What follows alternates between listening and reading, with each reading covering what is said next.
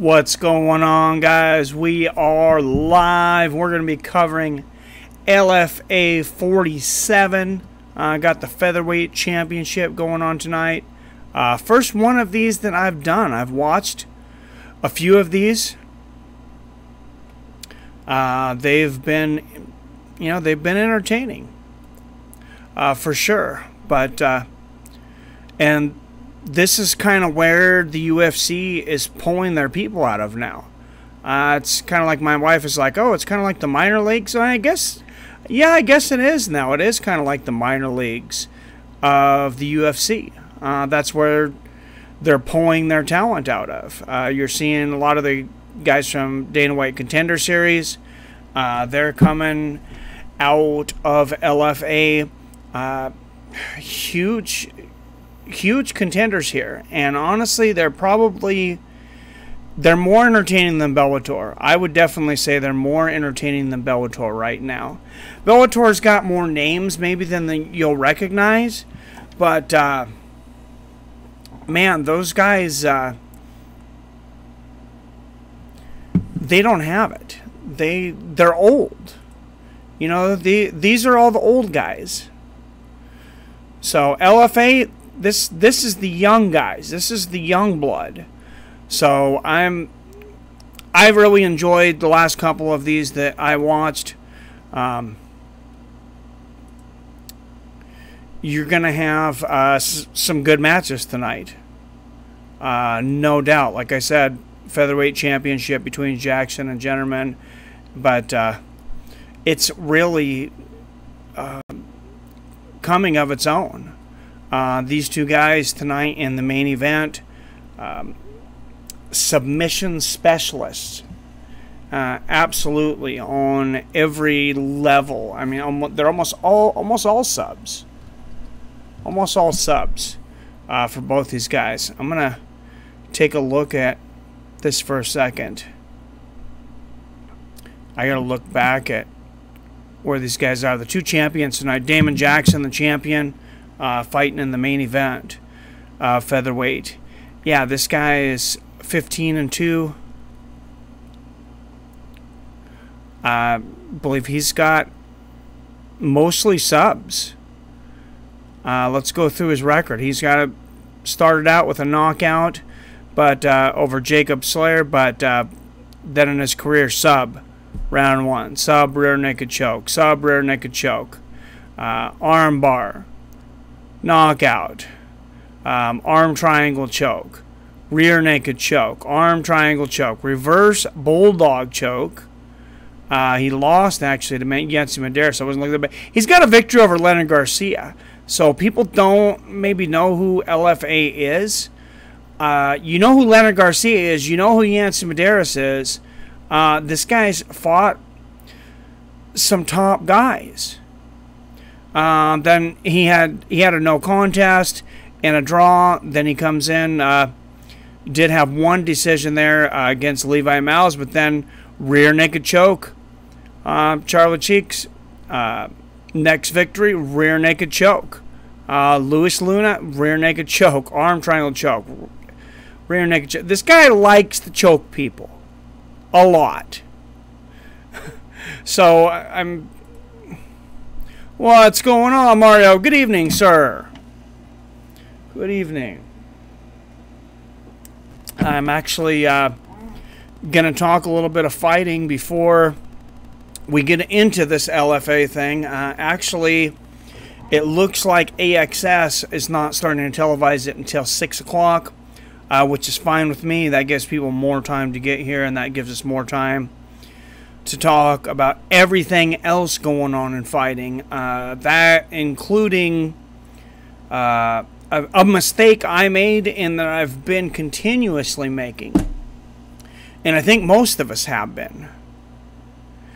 And that is the judging under the unified rules of MMA.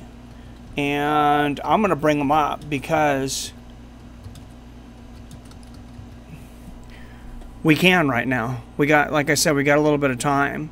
But I've got this here. Just wanted to see a few more people come in here. But when I was done watching Demetrius Johnson versus Henry Cejudo, you guys know I was pretty sure that it was a very close match, and I was okay with giving it to Henry Cejudo. And then on Facebook, of all places, I get on Facebook, and the legend Jeremy Horn, about 400 fights, and this guy, let's not even quote. Let's look up Jeremy Horn. I'm gonna look up Jeremy Horn while we have a second. Hopefully, you guys have seen this guy fight. He was fighting before the UFC. He's probably got more fights in mixed martial arts than pretty much anybody ever. And a lot of these, I'm sure on SureDog, are not going to... Yeah, they have him as 91-22. He's 44. That, I guarantee you, he's had a lot more fights than, 116 or whatever. 5 draws and no contest. Yeah. No, this guy... 91 wins is what they have him at, though. 63 submissions and 14 knockouts. So, the guy's an absolute stud. Chuck Waddell began his career by getting choked out from Jeremy Horn. Yeah, Jeremy Horn fought a ton of guys. I'm going to get him on the show. But, yeah, we were talking, and I opened my big mouth, and because he had put up an article. And it said, why everybody got it wrong, why Demetrius Johnson got ripped off, and why everybody got it wrong. And so I pipe in, and I'm like, hey, I scored it for Henry Cejudo. And, I thought it was a close match. I wasn't too upset with it going either way. But I did score it for Henry Cejudo. And he jumped on me pretty bad. He's like, why? I want to know why. What's your breakdown? So I'm like, okay, I told him kind of how I scored the rounds, some of them very close, and, he didn't agree with me. He had some different points and things, but what it did was it really made me, I said, I'm going to have to go and look at the unified rules of MMA. I said, because I have not really looked at them, as probably most people really haven't, since they were changed.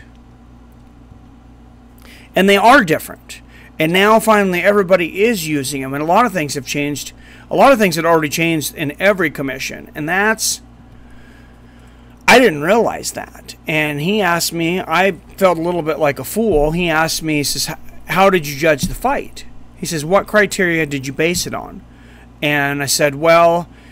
I said some of the rounds were close. Not a big fan of guys taking people down and getting a lot of credit for doing no damage. But there were rounds where I felt like you were just waiting for somebody to do something. And Cejudo got the takedown, and I felt it was the difference. I told him in 2 rounds. He said, that's very interesting. He said, what did Henry Cejudo do with these takedowns?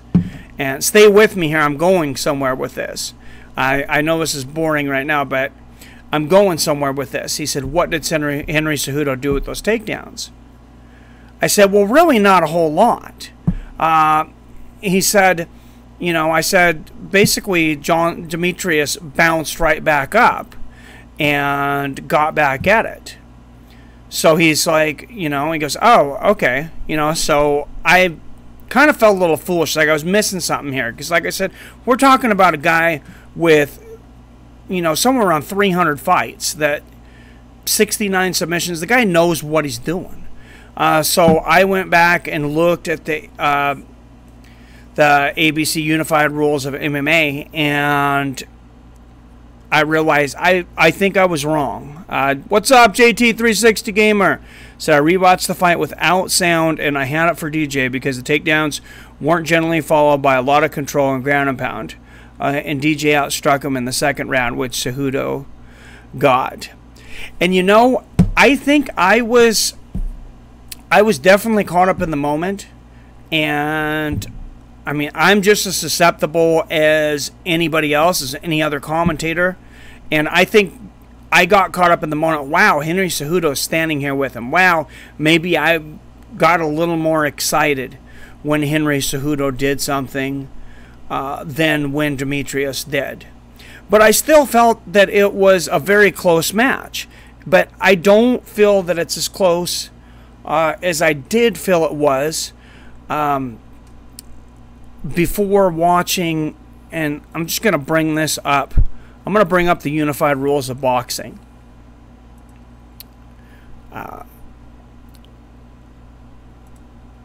Let me get my display capture up here.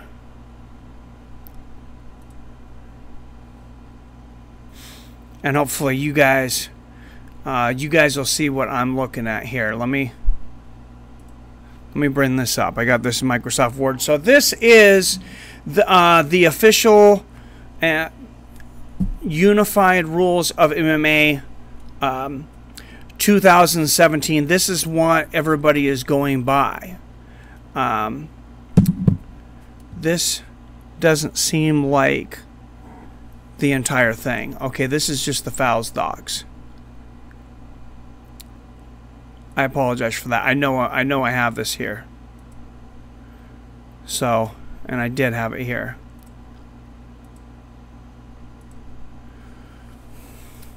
So, give me just a second. I promise I have it. And I think I owe Demetrius Johnson an apology. I think I owe DJ an apology. Obviously, I don't think he pays too much attention to what I say, but you know, I'm getting a few more thousand viewers out there, and I feel like I need to have that journalistic integrity.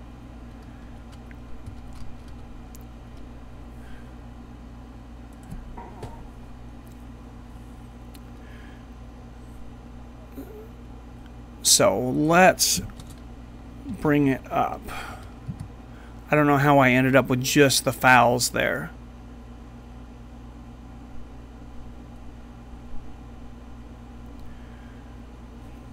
But I know I got it. And, you know, like I said, I was being pushed by Jeremy Horn. You know, he's asking me, why did you judge this fight this way? And I said, well, you know, I realize the way I judge fights is kind of just, you know, what I've heard on TV. I knew a little bit of the old rules, and then I've kind of judged them how I feel like the good judges judge, the criteria that they look for, and then it's basically like listen to the commentators, Joe Rogan and those guys talking about what they do. We just aren't used to DJing a close fight. No, I agree with you. What's up, Peter Ordinary? What's going on, man? How much? I'm rolling one up. Nice. All right. Well, I'm going to go to this conversation I sound like I was having with Jeremy Horn, because I know I posted the ABC Unified Rules of MMA, and now I'm not able to find them in my words. In my Word program. I don't know what happened there, but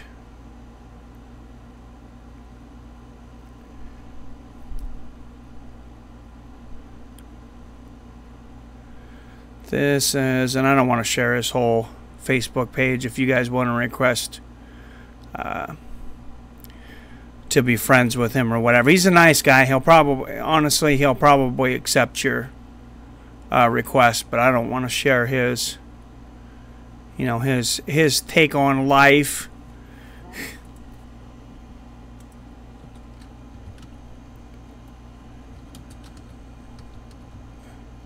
Without his permission.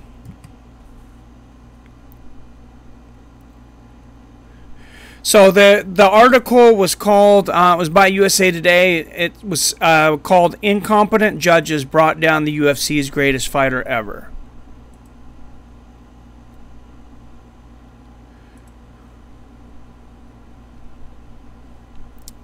And so I said, I know that's where it's at, and I had to say that I commented and linked it because there was so much argument, and people were sitting there going back and forth arguing with Jeremy Horn over how to score a fight.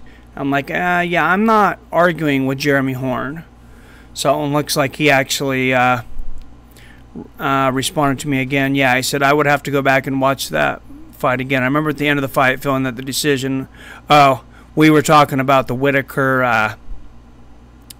and Romero fight.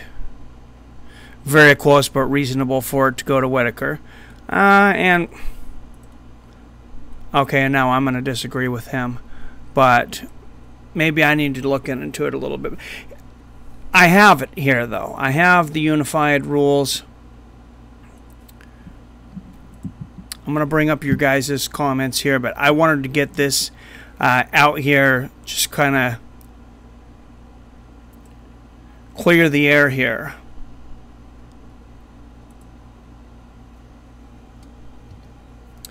As to basically, I got it wrong. I think I got it wrong. Some of these things that we've been told, I think that we've been taught, we're not judging MMA fights accurately, myself included. So you can see here, I'm going to skip over this. The prioritized criteria. Go to prioritized criteria. Effective striking and grappling, and this is what Jeremy was talking about some.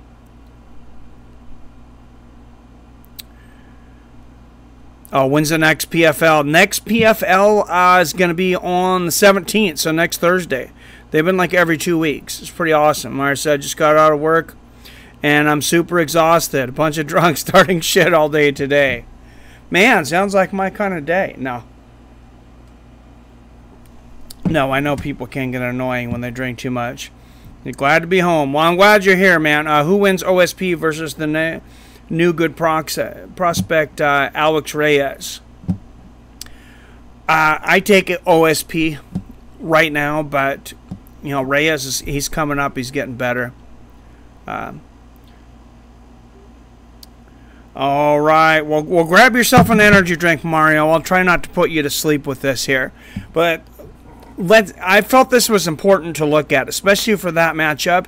And then I'm going to go into, of course, now I'm like, after I complimented Jeremy, I'm going to go into arguing with him. He did say he would rewatch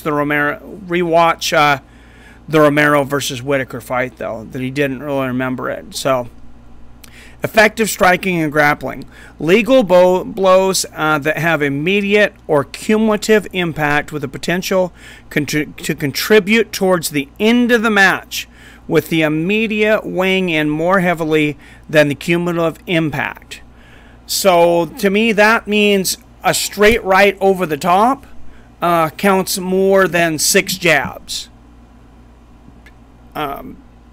Saying that counts, weighs in more than cumulative impact. Serkinov is fighting someone now, but I don't know who. And I do question the CompuBox, as I brung up to Jeremy. Jeremy brung up the CompuBox, and I said I question, you know, their accuracy. And he says, well, I kind of do too sometimes.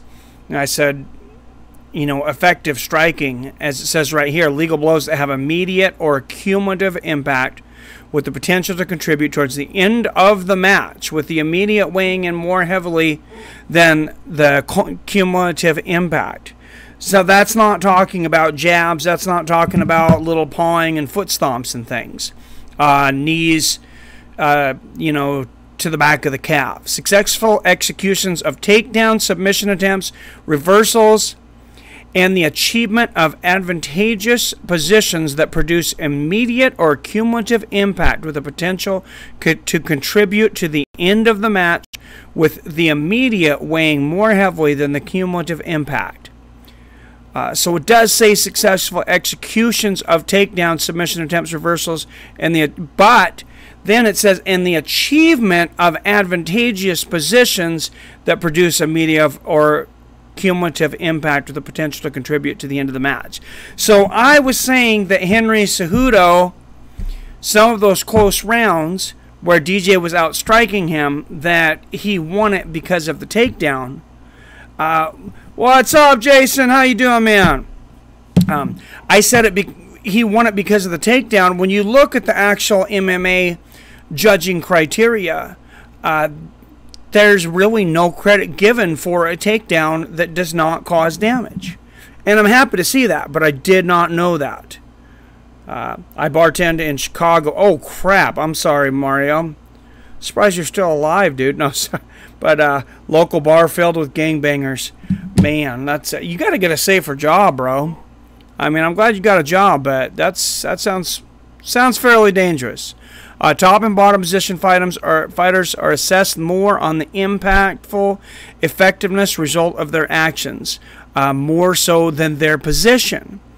So that's saying that the guy on the bottom, if he's going for submissions or he's landing elbows like those guys when they rarely get the angle where they can land good shots of elbows or back fist from the bottom, as long as they're being more active on the bottom, that actually counts more than the person on the top. Being on top itself is not a position control that is criteria for judging. And I thought it was. I was wrong. This criterion will be the deciding factor in a high majority of decisions when scoring a round. The next two criteria must be treated as a backup and used only when effective striking grappling is 100% equal for the round, which I've said before is very, very rare. Effective aggressiveness. Aggressively making opponents to finish the fight. The key term is effective. Chasing after an opponent with no effective result or impact should not render in the judge's assessments. So how many times have we talked about, ring generalship, the fighter, he pressed the fight because he was coming forward. Well, the official rules say coming forward has nothing to do with it. Being on top is not a has nothing to do with a controlling position. What's up, Dean? Hey, thanks for coming in. I'm glad you're in here. I was just eating some crow, talking about how the legendary Jeremy Horn, I was talking to him the other day, and he kind of set me straight on my scoring of some certain fights. So I decided to go back and look at the unified MMA rules and realize that most of us have probably been scoring fights wrong, and I don't think it's really our fault. I mean, I'm more at fault than you guys are just being fans. I'm trying to do this for a living. But we're taking what the commentators have told us, what we hear from the UFC, basing, what we see in other judges. But, yeah, some of this stuff was very surprising to me. Like I said, aggressively making attempts to finish the fight. The key term is effective. Chasing after an opponent with no effective result or impact should not render in the judge's assessment. Always a good thing. Just being fans. Well, I didn't mean it demeaning, but I'm just saying that if I'm doing this, as I do this and research this for a living, I hold myself to a higher standard than just judging a fight. Okay, being fans. How is that? How is that? Killing me here. Effective aggressiveness is only to be assessed if effective striking grappling is 100% equal for both competitors. But, like we said, just moving forward is scored no differently than moving backward. As we went over up here, being on the bottom scores no differently than being on the top. The only thing that is important is who is doing the most damage. Well, thank you, Dean. I know you were teasing me. Aggressively making attempts to finish the fight. The key term is effective. I said fighting area control. Also probably surprised a lot of people. Fighting area control is assessed by determining who is dictating the pace, place, and position of the match. So that is not being on top. That is not laying on top of a fighter for 4 minutes. So based on this, if there's a guy that lays on top and the other guy holds him for 4 minutes, when they get up, the other guy lands a couple good pop shots. The guy that threw those shots won the round. Yeah, I didn't either, Jason. That's why I felt it was important to go over this. Fighting area control is assessed by determining who is dictating the pace, place, and position of the match. Fighting area control shall only be assessed if effective striking, grappling, and effective aggressiveness is 100% equal for both competitors. This will be assessed very rarely. So how many times have we been giving rounds, and I know these judges are giving rounds for someone being in the top position, not doing anything, for longer than the other fighter. I could see that. I think a lot of judgments should be overturned under this. Well, thank you, Mara. This explains all the times I thought certain fighters got robbed.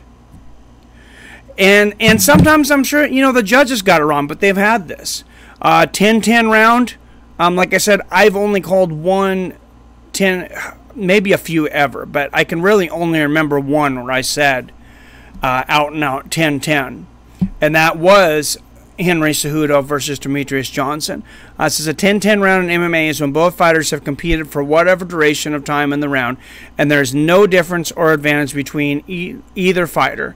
Not really a surprise, but so a 10-10 round in MMA should be extremely rare and is not a score to be used as an excuse by a judge that cannot assess the differences in the round. So basically, be educated. A 10-10 round in MMA is a necessity to have for the judge's possible score, mainly due to scoring incomplete rounds. It is possible to have a round where both fighters engage for 5 minutes, and at the end of the 5-minute time period, the output, impact, effectiveness, and overall competition between the two fighters is exactly the same. It is possible, but highly unlikely. So probably like 1 in 1,000 fights. Like maybe we've seen it a few times ever. If there is any discernible difference between the two fighters during the round, the judge shall not give the score of 10-10. Again, this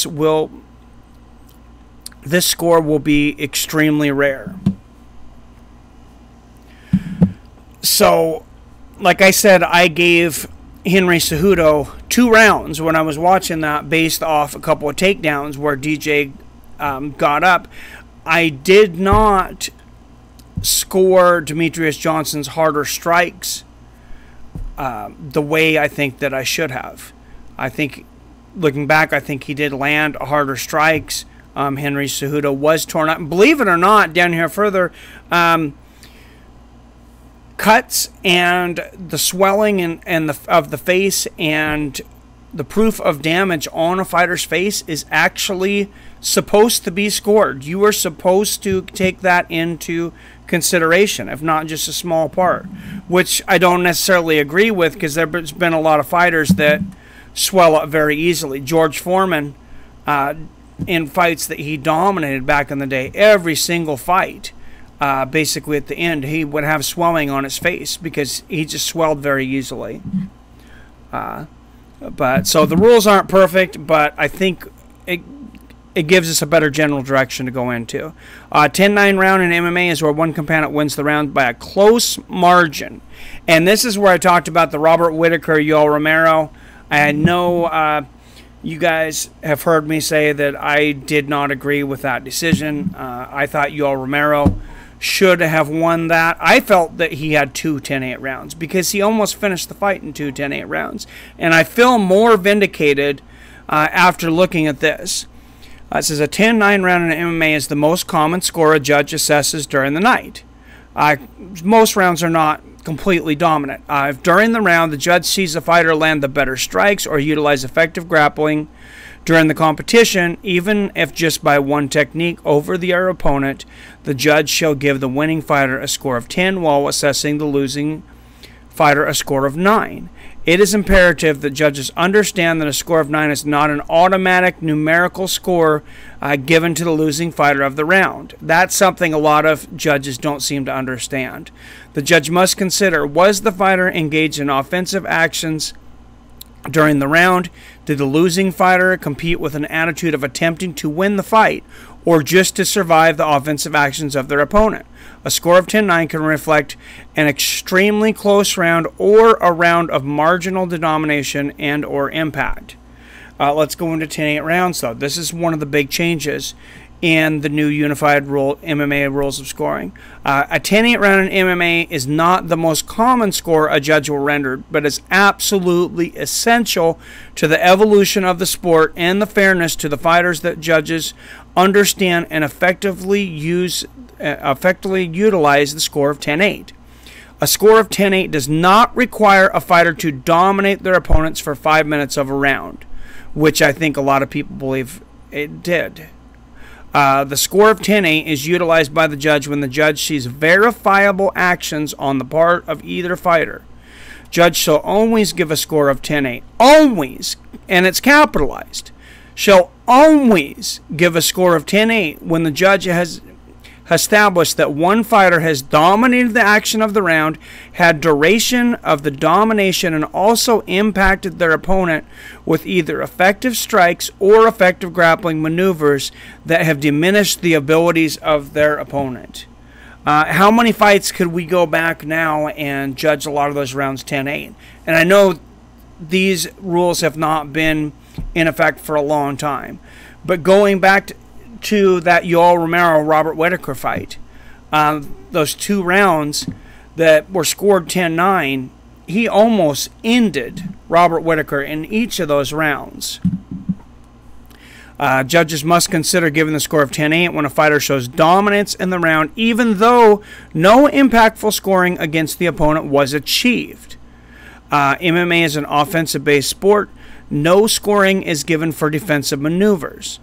So, blocking, head movement, that kind of thing. Using smart, technically sound defense maneuvers allows the fighter to stay in the fight and be competitive. Dominance of a round can be seen in striking when the losing fighter continually attempts to defend with no counters or reaction taken when the opponents present themselves. Dominance in the grappling phase can be seen by fighters taking dominant positions, and they capitalize that in the fight and utilizing these positions. So that's not being in somebody's guard, that's being in a half guard or full guard. Utilizing these positions to attempt fight-ending submissions or attacks. If a fighter has little to no offensive output during a 5-minute round, it should be normal for the judge to consider awarding the loser 8 points instead of 9. So I think this would be changed a lot. For those of you that are coming in late to and wonder why I'm going over this scoring instead of going over LFA, LFA, their streaming service was down, but AXS TV, the main card, is going to start at 6 o'clock. So we'll start with the main card then, and they're having the same kind of difficulties that Bellator's had with their prelims, unfortunately. And that's why Bellator is going to DNS streaming. So let's go into impact, though. What is impact? A judge shall assess if a fighter impacts their opponent significantly in the round, even though they may not have dominated the action. Impact includes visible evidence such as swelling and lacerations. So if you cut your opponent open, they're supposed to count that. Impact shall also be assessed when a fighter's actions using striking and or grappling lead to a diminishing of their opponent's energy, confidence, abilities, and spirits. Ever wonder why both fighters at the end of the round are acting like they won the round? Every single round, they're putting their hands up, they're looking happy. This is why. Because you will lose points if it is determined that your opponent has done things that diminish your energy, your confidence, your abilities, and your spirit. So that's not something you can show. I found that extremely interesting. All of these come as a direct result of impact. When a fighter is impacted with strikes by lack of control and or ability, this can create defining moments in the round and shall be assessed at great value. I know some of this is boring. I'm not going to read all of this. I can post this up later if you guys want to go through and read it all. 10-7 round in MMA. We never see this.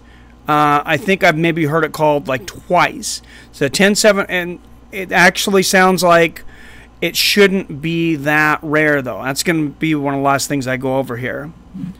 Mario says, does getting kicked in the nuts qualify as losing spirit? Yes, yes, it does. That was in the fouls book that I was in earlier. But a 10-7 round in MMA is when a fighter completely overwhelms their opponent in effective striking and or grappling, and stoppage is warranted. A 10-7 round in MMA is a score that judges will rarely give. Doesn't mean never, though. It takes both overwhelming dominance of a round, but also significant impact that at times cause the judge to consider that the fight could be stopped. I'm going to go back again to Romero versus Whitaker, and I've watched this several times. This fight really bothers me. I feel it's one of the biggest injustices in judging since the new rules, or at least the biggest example of judges refusing to use the new rules that they're under. Says both overwhelming dominance of a round, but also significant impact that at times caused the judge to consider that the fight could be stopped. We all thought that fight could be stopped several times.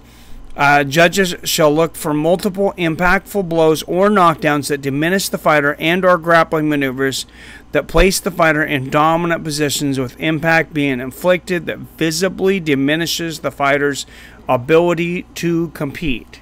So I would say you could call one 10-8 round maybe in that one, and one 10-7. Those 2 rounds where Romero almost ended the fight, I don't think there's room there to call that a 10-9 whatsoever. Whatsoever. That's not what I meant to do.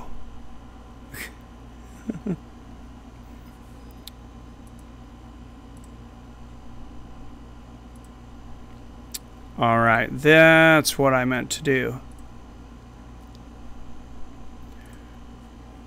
And we'll get this back up. But yeah, like I said, PFL coming up here next Thursday. Kayla Harrison's fighting again. Khabib's brother is fighting again. The other, Akubabark, I think, I can't pronounce his name, Nurmagomedov. So he'll be fighting in that one. And, of course, Justin Gaethje and Vic just on the horizon. So we do have some good fights coming up. And then we're going to have a little bit of a dry spell, unfortunately, in MMA. For a couple weeks, but that gives us a chance to regroup on some things. Do some other kinds of videos, talk about some other things. Diego Sanchez doesn't have to worry about that rule. Just off topic, did you see the video of Till confrontation at the nightclub? No, I didn't. I heard something. I haven't had a chance to look it up. I was out busy all day. I just got home maybe 30 minutes before we started our stream. But I might have to check it out. He was the guy making homeless people do push-ups for money. Khabib's brother. I thought it was Khabib. See, I guess I didn't look at it. I guess I just listened to the media, and I didn't listen to the, or I didn't watch the video very closely. I didn't pay a whole lot of attention to it because I kind of thought like they felt like they were making a lot out of nothing. Like I said, I wasn't extremely offended by anything there.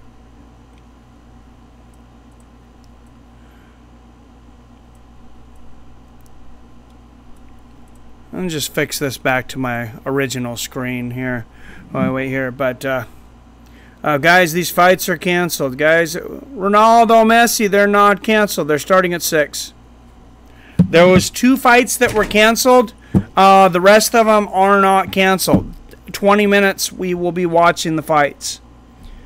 Go to AXS TV, Ronaldo, Messi. I just found out 2 minutes ago. 2 fights were canceled, though. I don't believe the rest of these. I can look online and see what I can figure out, but as far as my cable provider, as far as DirecTV Now saying they still have it as scheduled. So I'm still planning. It is scheduled. If not, we'll continue to talk MMA like we have here. We'll mix it up here with the... I was going to mix it up here. I'll try to there. There we go. Why don't we just do that?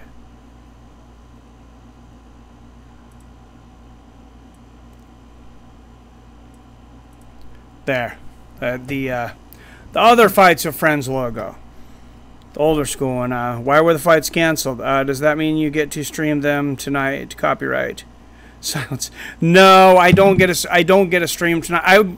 I would have gotten to stream the prelims, but LFA screwed up the prelims, kind of like Bellator has some in the past. So unfortunately, I mean, I get to do the streaming that I usually do, but I don't get to show them.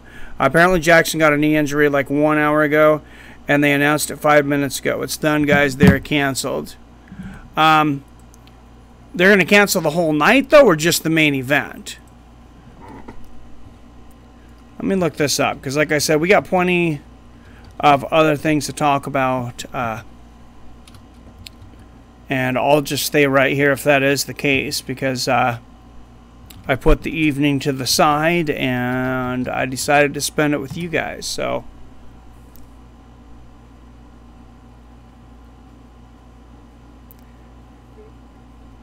Yeah, I'm not seeing anything, man. I'm gonna wait for it to come on, but as it is right now, I'm gonna say that's...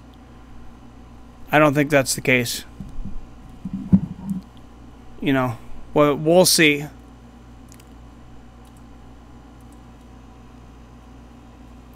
Cheeks can't fight as well for some reason. You're good to your fans. Well, you guys are good to me. I like it. He doesn't feel right to fight. Interesting. It'll be interesting to see what AXS says. Sounds bogus to me. Yeah, it'll be interesting to see what AXS says. And they haven't updated their programming. So I'm going to go over there. Like I said, that'll be in 17 minutes. And if SureDog doesn't have anything, if SureDog doesn't have it, usually I say I'm pretty sure it didn't happen. But they would have some things on there, and I don't see anything on there yet. I'm not discrediting anything, but they're talking about, like you were talking about, Dominic Reyes versus OSP is confirmed for 229. That is a great matchup. Serkinov fights Cummings next. It's kind of a comeback fight. No, that should be great. Let's talk about Perry versus Cowboy. Kick rocks Messi or something. Yeah, I did, man. I googled it and I weren't on SureDog, so, and I'm not seeing it. So I said, we'll know in about 16 minutes, but I'm pretty sure SureDog would have it by now.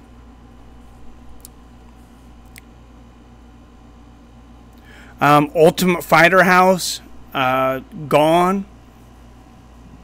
Dana White sold that off. Did you hear Wilder said he wants Brazil's son to look in his eyes so he can see the man that will cripple his daddy? That's messed up. Oh my God. Damn, TJ. Damn. That is crazy. No, I did not. I heard that they were working on Deontay Wilder versus Tyson Fury, though, which is interesting. Tyson Fury fights in like a few days, too. Let's go into that for a second, because that's coming up very soon, and I think that's in our little bubble of inactivity. So Wilder was on some Mike Tyson. Dana White is absolutely angry about this. Wilder was on some Mike Tyson shit. Wilder went too far there, and he claims to be a man of God.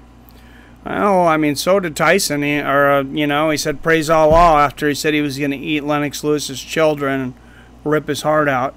Yes, Fury versus Wilder is on December. Check out what he said. Fury versus Wilder.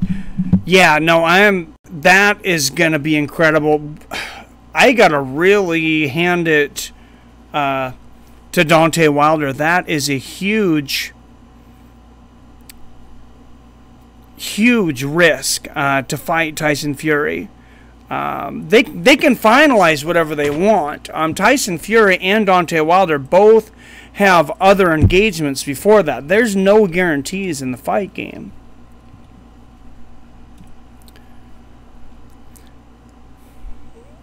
So, Tyson Fury makes horrifying statement about fellow heavyweight. I see this on here from TalkSport. Fury looks incredible. We can't knock Wilder for that. I believe he's a Tyson wannabe, and that's why he is saying these things, because he isn't. And I love Wilder. I love to watch him fight. He's an absolute wild man. Fury looks good right now. At the end of the day, they're just words. Fury versus thank you. Fury versus Panetti is on August 18th. Good research there, my man, Ronaldo Messi. And Wilder will be there, and the winner of that fight fights Wilder, and the winner of Wilder versus Fury fights Anthony Joshua. The fight is where it's at. Yeah, I still don't trust Anthony Joshua to back that, though. So here it says the WBC champion, this is talking about Deontay Wilder, has renewed his rivalry with Dominic Brazil. Issued a brutal warning to Dominic and captured the attention of a disappointed Tyson Fury. WBC champion spoke to Fight Hype on Thursday about his long-standing rivalry with his next mandatory challenger, provided some startling comments regarding the heavyweight's children. Yeah, that's what you were saying. Wilder and Brazil infamously clashed in a hotel lobby back in 2017, having both fought on the same show earlier that night. That's always where build-up is made in boxing. Brazil recounted the altercation in a separate interview earlier this week and called on Wilder to finally meet him in the ring. To settle the scores, he is now the WBC mandatory challenger.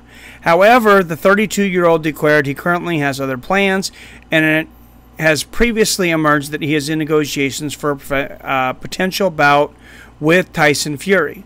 We already know what Dominic Brazil was doing. He's trying to talk me into fighting, which is not working, stated Wilder.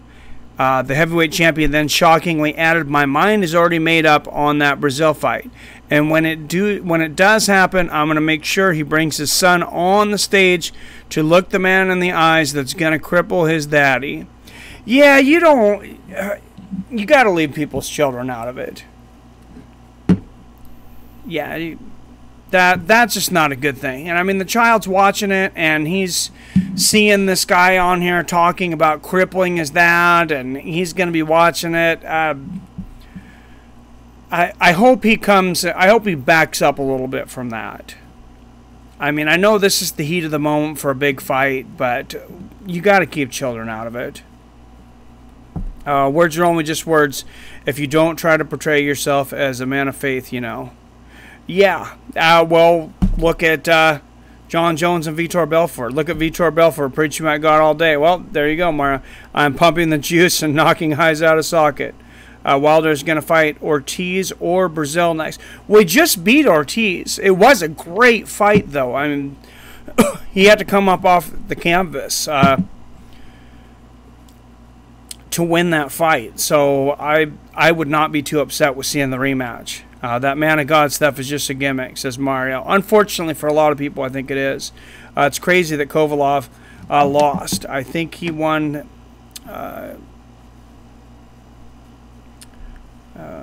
crazy. Oh, I thought he won. Kovalov Ward won, and not winning that messed up his career. Judges killed a career. So, yeah, boxing judges are even way worse than MMA judges, unfortunately. Do you think God wants you knocking people the F out? That's a question I've heard a lot in the fight game. Yeah, that's always been an interesting thing when I see guys, knock somebody unconscious or choke them unconscious. And they're laying in a pool of blood. I like to thank God for this victory. Yeah, my opponent is going to the hospital right now. Yeah, it is a strange thing. I admit that.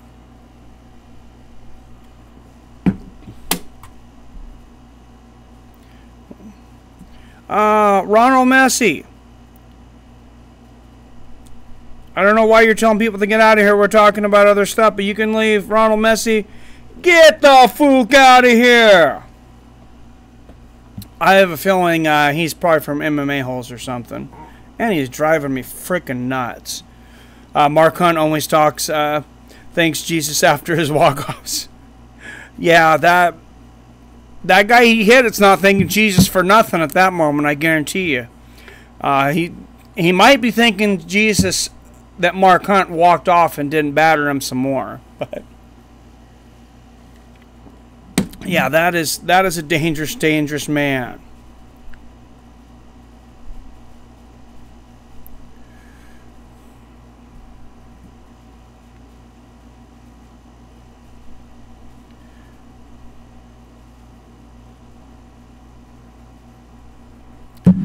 So, yeah, I think that was a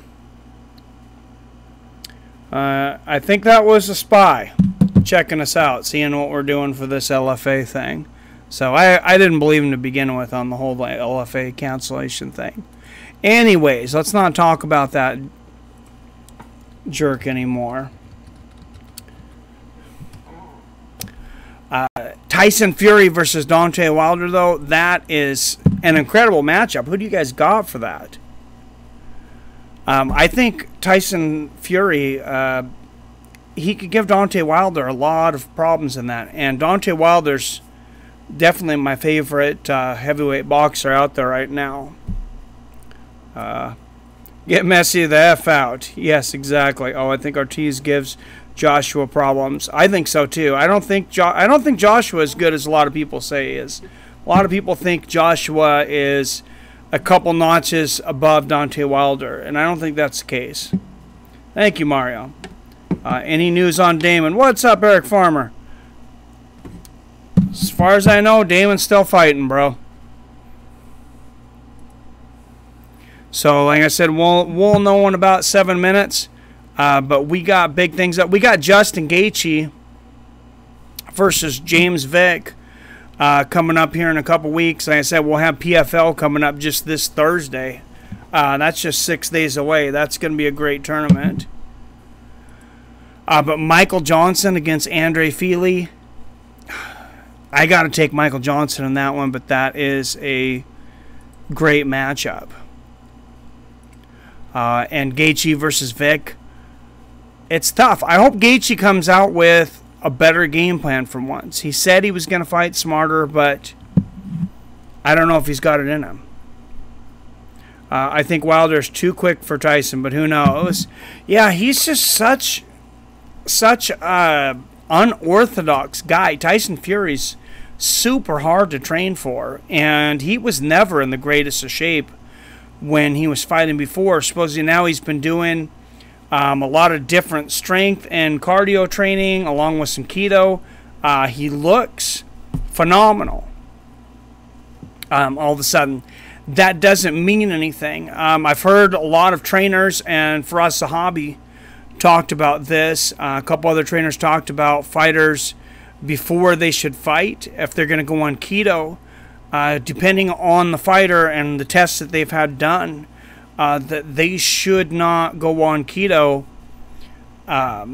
until they're not going to be fighting for at least 3 up to 6 months. So not through that first training camp until you get your body switched over. Joshua is athletic and powerful with good fundamentals, but he doesn't have an amazing style. Yeah, I just want to see how he matches up with Wilder. I mean, Wilder, that guy does not get detoured. I mean, he came off, when he got knocked down by Luis Ortiz, he just got mad. But he got focused. He was mature about it. And then when he got Ortiz off on the hook, though, he was not going to let him off. Have to pick Fury. He is still the champ until he loses because he was stripped of the belt. He was stripped of the belt because he retired, but I can see your point there. The leg kicks are there all day for Gaethje. Chop him down like a tree. Yeah, Vic better learn how to check some leg kicks. Vic isn't good with distance control. He let Trinaldo give him troubles. I actually take Gaethje in this fight, too. I think he does win. Vic's, you know, his striking's not all that great. I think maybe he thinks he's going to take Gaethje down and submit him. Gaethje's a good wrestler, and he's got good takedown defense. So it's not like he can't wrestle. He just usually chooses not to. Someone as big as Tyson Fury absolutely has to be on a keto-type diet. How's Tyson's chin? I don't believe he's ever been down. I mean, he took some shots from Klitschko, but no one had beaten Klitschko in years. I mean, no one had touched him in years, and he dominated Klitschko when he won the championship. And Klitschko definitely tagged him a few times. So he's very good at that. I don't know if you guys ever watched James Toney. If you haven't, you should. James Toney and Bernard Hopkins, they're both really good at rolling their chin and their shoulder to take most of the pop off of big punches. You could hit James Toney and not hurt him all day because he would just kind of roll him off. He would roll him off his shoulder, and at the end, your glove might frisk his face on the way out, but there was nothing left on it by that time. So, and yeah, Tyson, he's got that particular style, you know, similar to those guys. So it'll be very interesting to see how you know, how Deontay Wilder handles that. And Deontay Wilder, I mean, that's, you know, that's another story right there, as to how Deontay Wilder handles Tyson Fury, or how Tyson Fury handles Deontay Wilder, excuse me. He's a very hard guy to train for. Super wild. I think it makes for a super exciting fight. I think those guys are going to stand. I think they're going to land a ton of shots. I don't think anybody's going to be standing back waiting to be the counterpuncher. I think they're going to push the fight, and I think it's going to be amazing. Out of the triangle, Joshua is the most chinny. After Kovalev beat up Hopkins, I became a fan. Not that I dislike Bernard. Yeah, no, I hear you. I'm a fan too, and I was a fan of Bernard Hopkins boxing. Some of the things he said, you know, kind of heated me up a little bit, but I got to take him as a fighter, and he was absolutely one of the greatest of all time. And you got to remember when he beat his coming out party, when he beat Felix Trinidad, he was towards the end of his career for a lot of fighters. He was in his late 30s, and especially for younger, or excuse me, lighter fighters in boxing,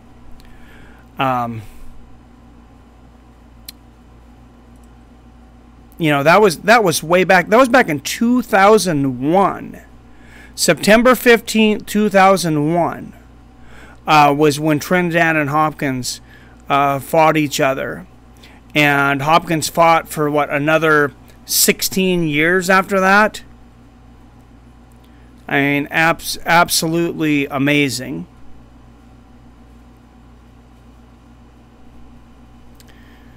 Guy was an absolutely amazing specimen with an amazing style that allowed him to prolong his career, I believe.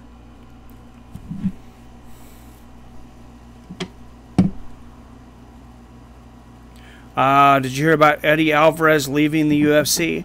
I knew he was talking about possibly going to Bellator. I did not. I can't believe I didn't see anything on SureDog on this.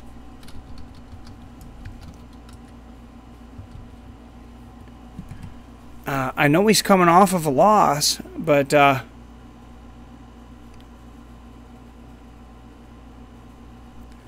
this must have been just very, very recently then.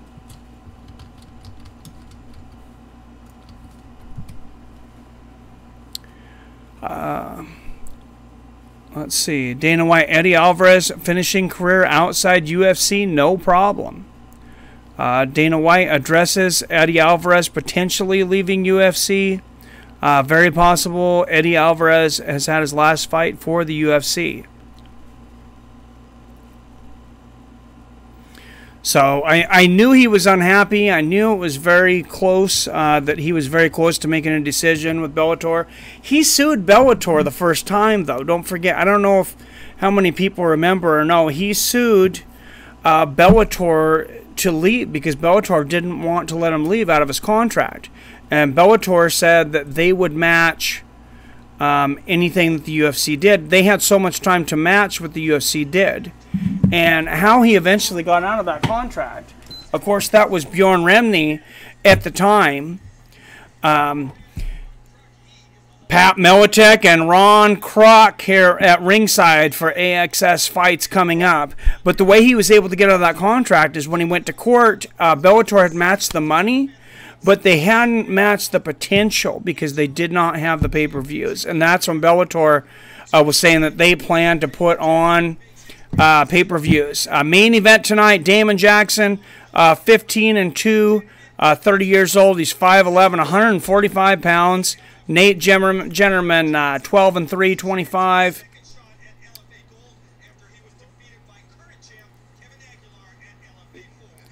So this should be a great matchup. And as I figured, no one was injured.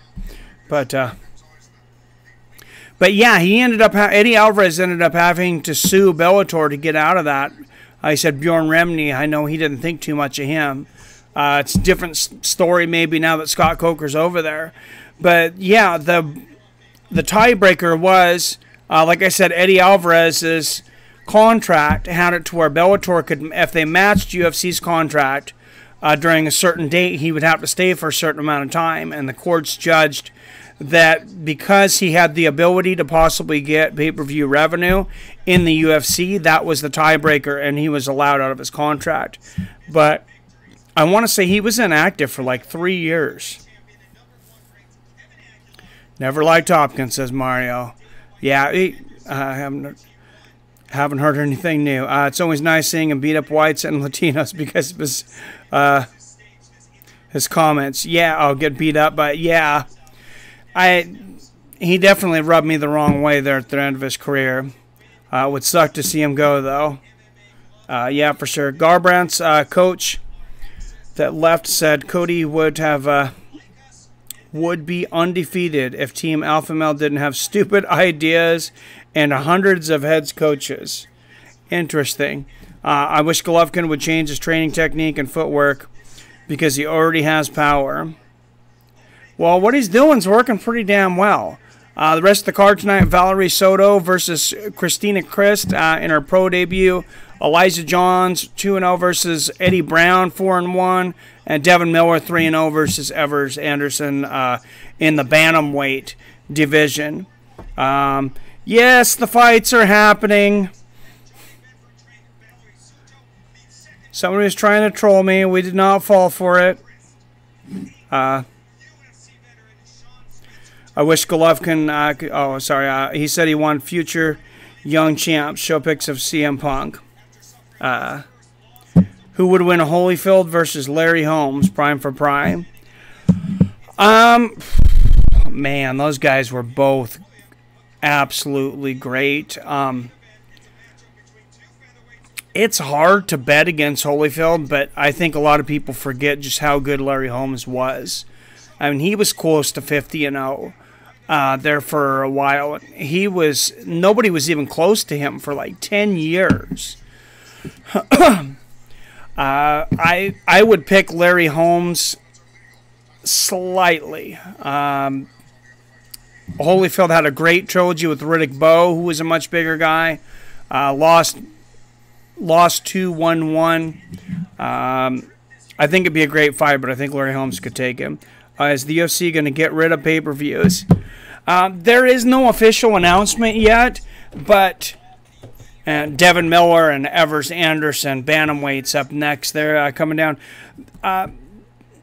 There's supposed to be 20 fights on ESPN Plus next year, and then That's starting December 29th. And then 15 cards on the ESPN card.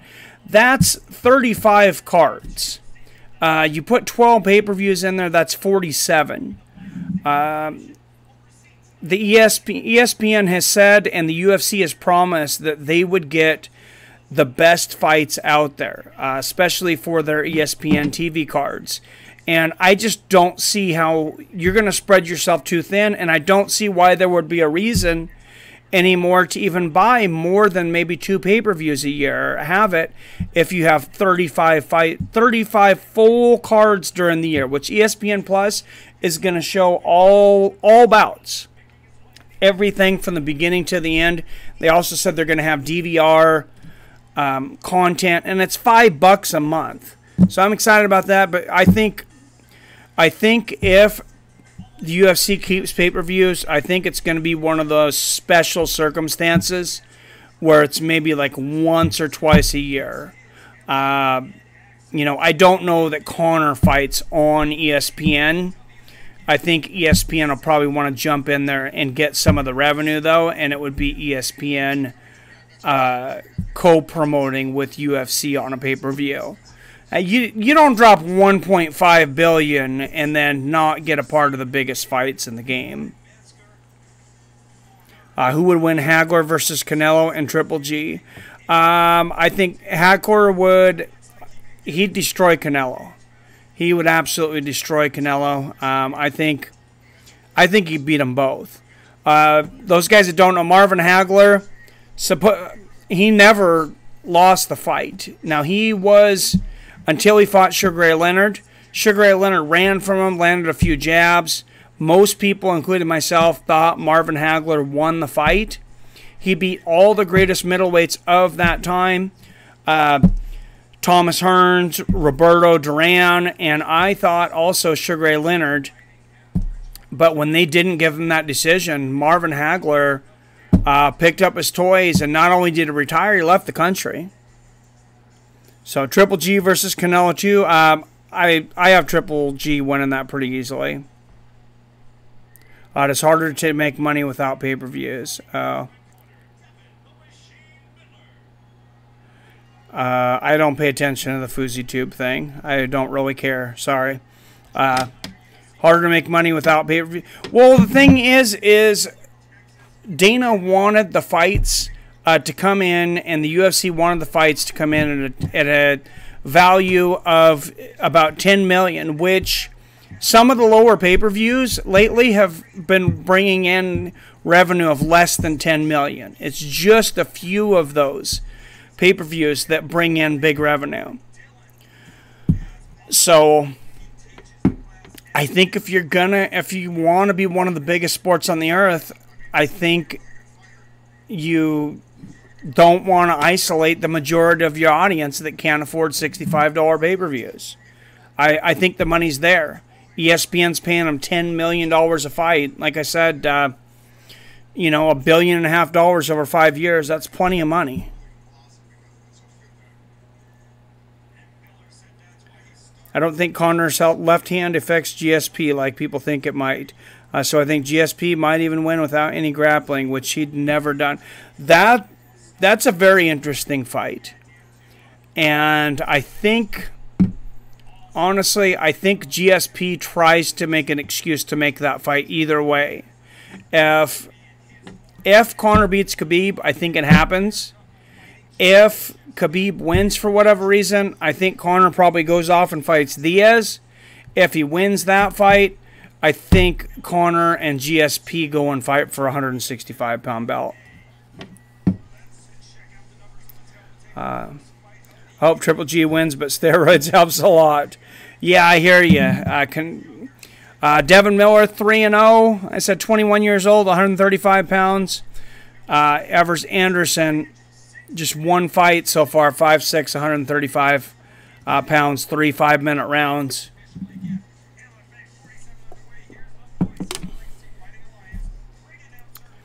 Well, thank you, Dean. This is good information. I think Canelo wins because he's very young, he's rested, and now he's hungry again.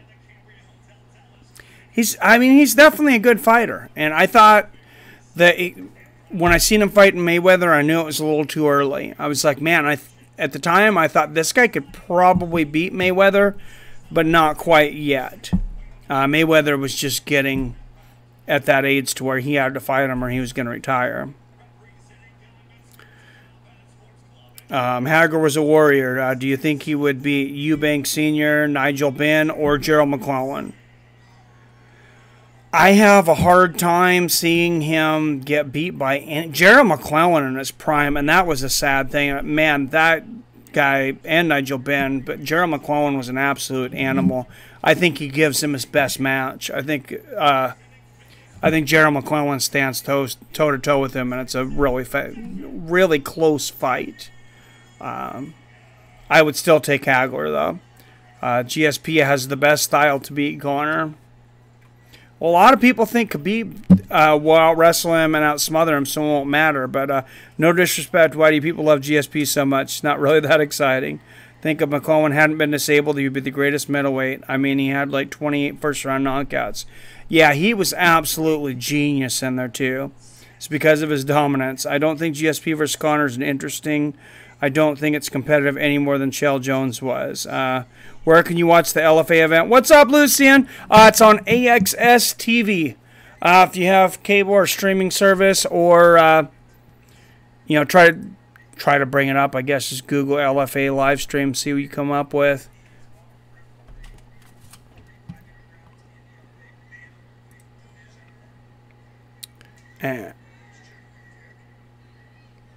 And here we go.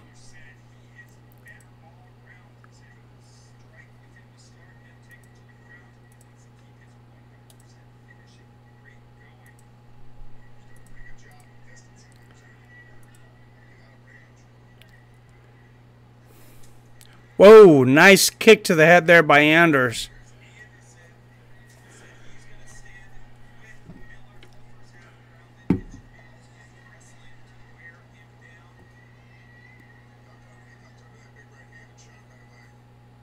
Anders lands a big right hand there. Miller going for the takedown.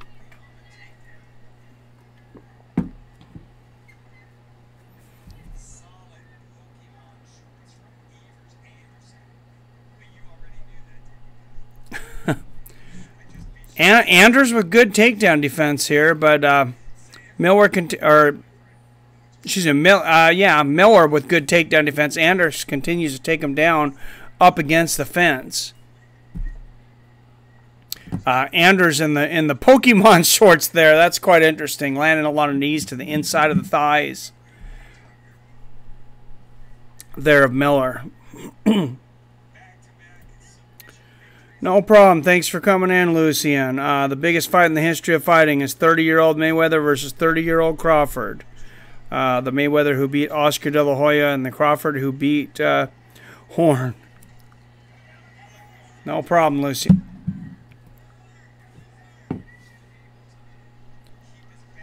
Anders really working on this takedown defense. Miller blocking it. I think the referee should stand him back up here, though.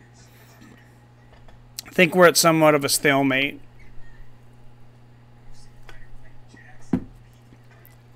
Especially after I've seen a little more about how judges are supposed to score rounds. I bet they really wish that refs would break fighters in stalemates quicker. Make it a lot easier to call.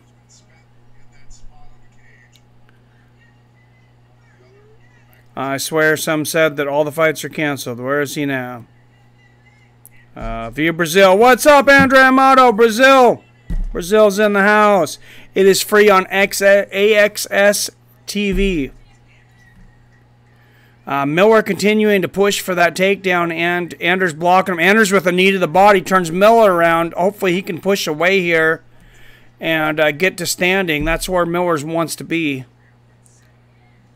Nice knee to the body from against the fence there for Anders.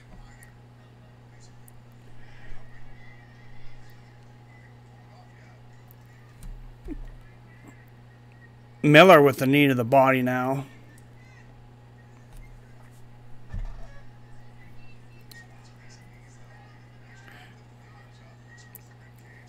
Pat Militek commentating now for AXS TV. I will say I'll notice he's not real active when he's commentating. I know he's a really bright guy. He doesn't say a whole lot though. Not a whole lot going on in this match at the moment though. The referee finally yelling at him. Let's see some action. He needs to break him and bring him to the center of the cage though.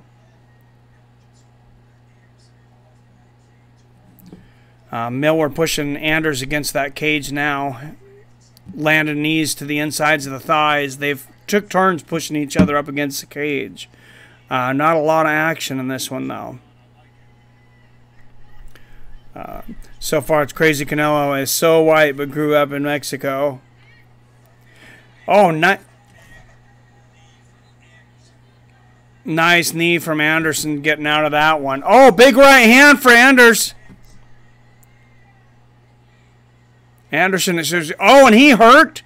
He hurt Miller there. Big right hand, big left hook.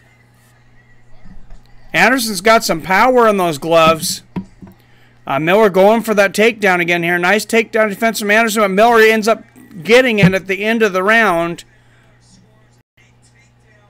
But Anderson was dominating before that.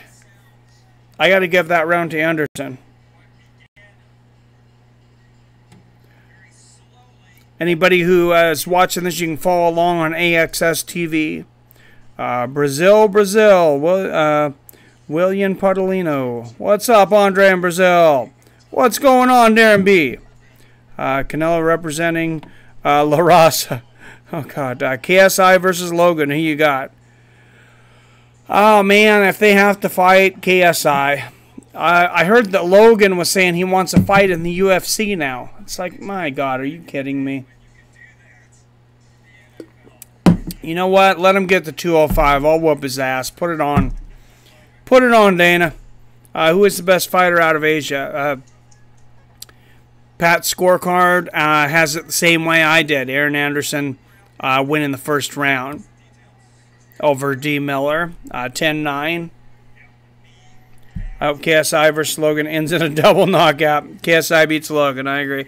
Kovalov is still good. He would literally drink vodka all training camp for most of his fights. Jesus. Darren Till versus Woodley. I take Woodley. I think he's going to expose Till. Till's good. Don't get me wrong, but I think Woodley dominates him with wrestling and then maybe eventually takes him out. Pat Militek has a conspiracy channel on YouTube. Yeah, I know. He has one a podcast, too. I think it's called Conspiracy Barn, I believe. Brock versus Daniel Cormier. Then winner fights John Jones. Daniel should be able to take that fight. He's just not got to be careful not to get caught by Brock because Brock's got heavy hands, obviously. Oh, nice right hand over the top for Miller. Left hook before that left hook, and then an overhand right lands over the top for Miller. Front kick to the body. He's got some work to do after getting hurt in that first round. Nice kick to the body there for Anderson. Miller landing some low leg kicks there. KSI and Logan take themselves too seriously, and I think that they're high level.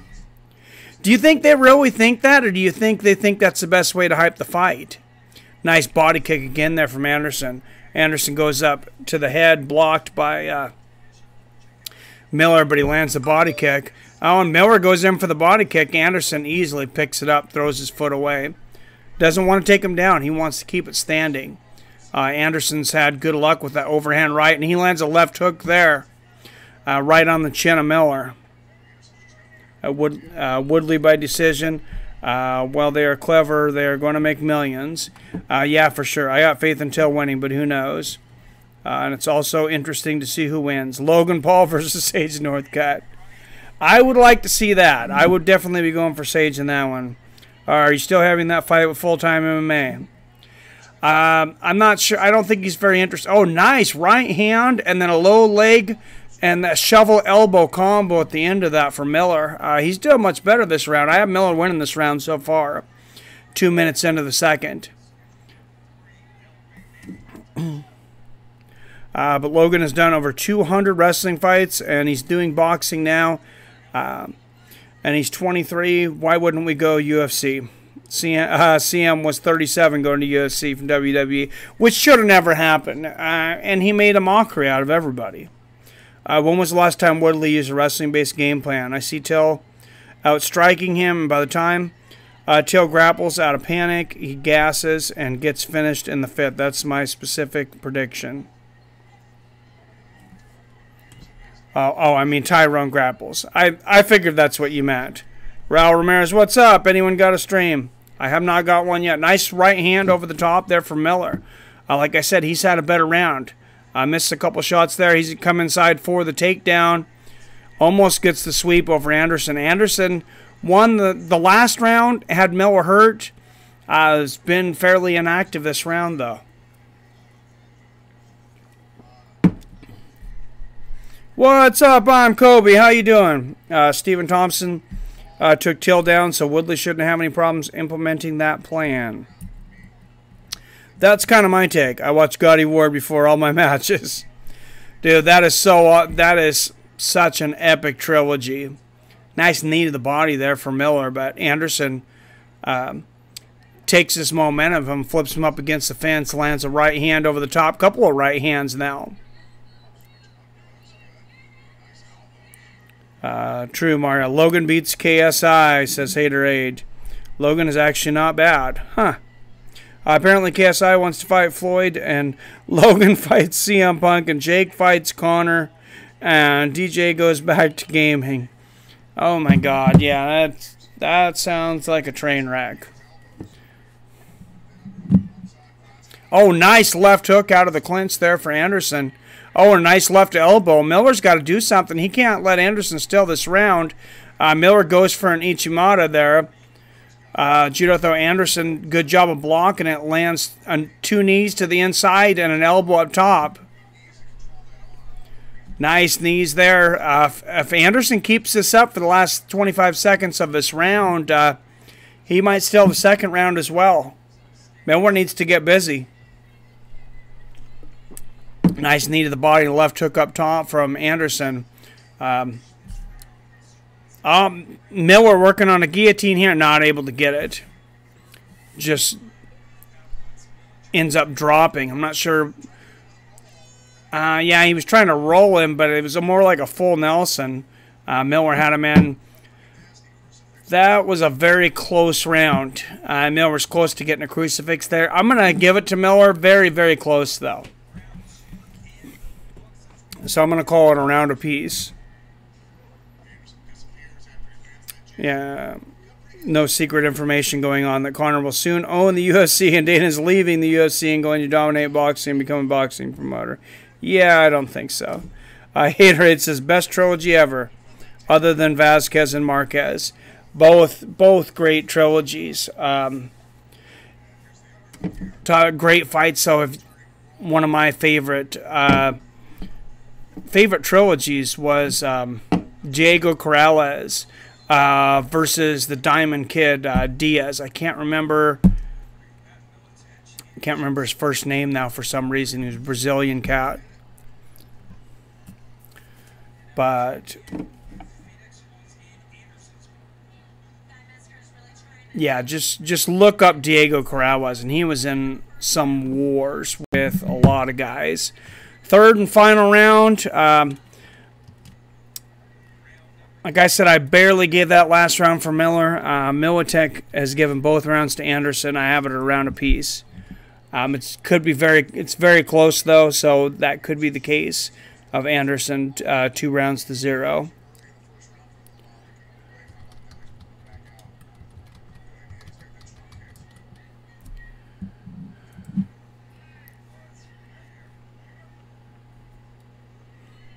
Did you see TJ roasting Gervonta Davis after Davis said he fight the guy who fought Cody in MMA? No, I didn't, but I can just imagine. Nate versus Conor 3 prediction. Hopefully Nate. I just want to see that fight, though. I think that's the best fight to make out there right now. Tank's reaction time is another level. Dude has mean reflexes. Anders pushing Miller up against the cage here. Again, landed knees to the thighs. Like I said, he's up 2 rounds to 0 on Militech's card. He could be up 2 rounds to 0 probably on at least 1 or 2 of the judges. I think it could be a round apiece. But yeah, it's very, very, very close.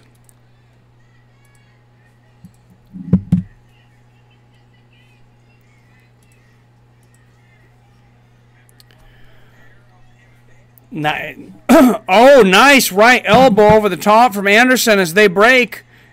And Miller lands a straight right. They're going to bang in the middle of the cage here, hopefully. 1-2 from Miller. 3 minutes left in this third round. Miller needs to do something. He knows it. Nice low leg kick lands for Anderson.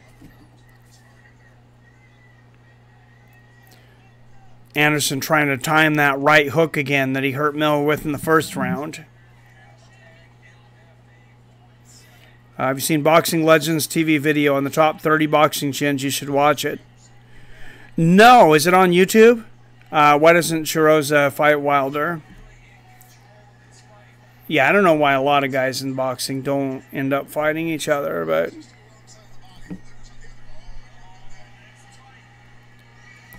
Oh, Miller's got a guillotine.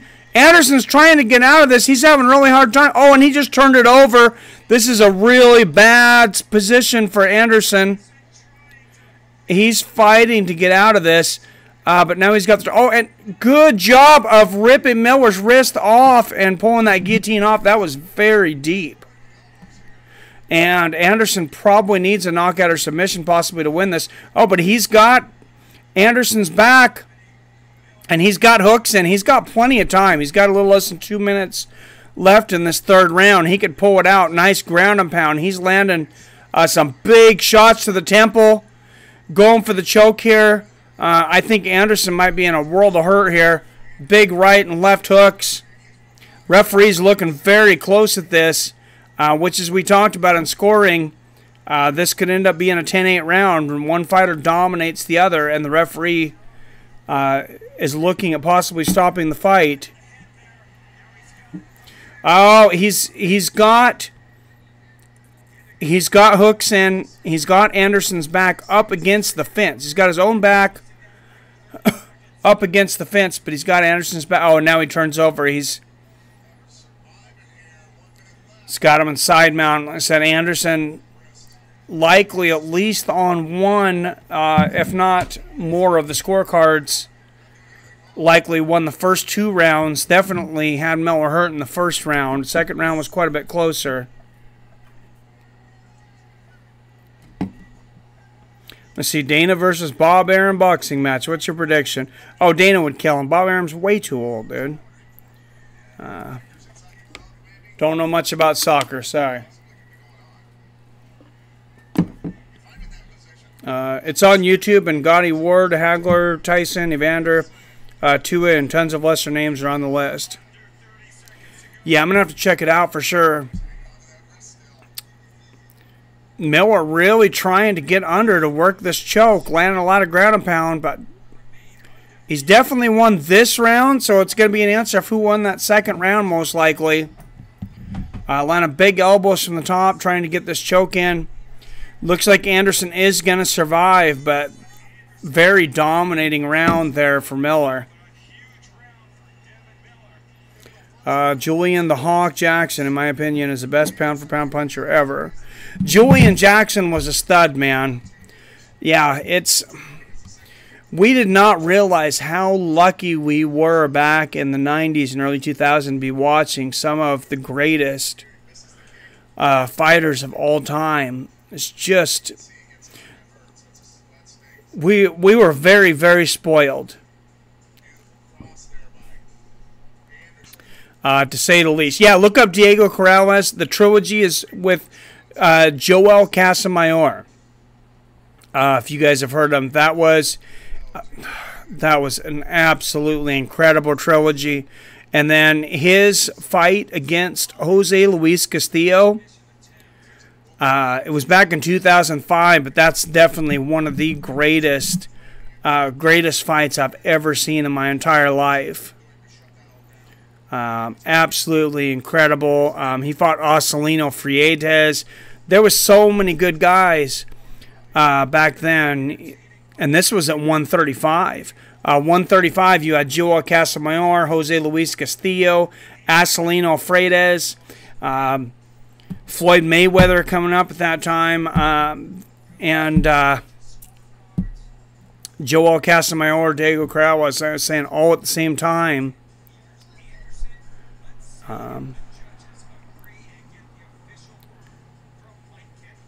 Roberto Garcia, a lot of really good guys, and that was towards the end of Hector Camacho's career. 29-29 Anderson, 29-28 Miller, and I have a 29-28 Miller as well.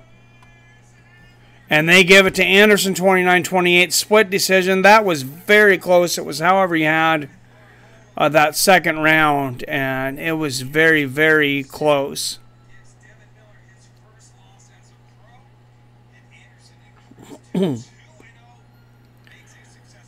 Ernie Shavers was a hard hitter. Hell yeah, he was.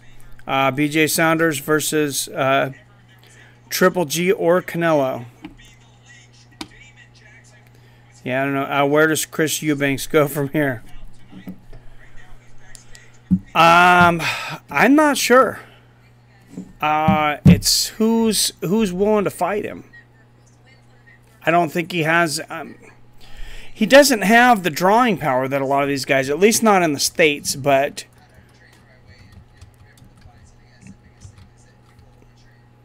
to get some of these bigger fighters, he's going to have to come out with a super fight. And I don't know if he has the drawing power.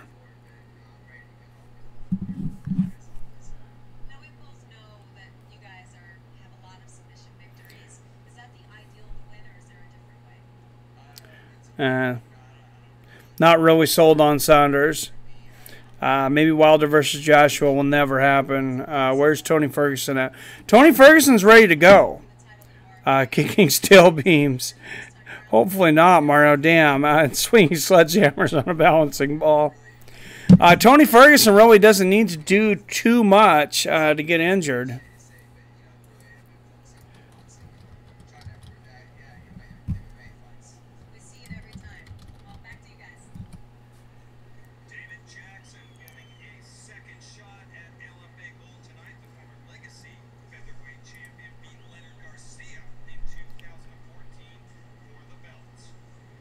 But yeah, like you were talking about, Chris Eubank Jr.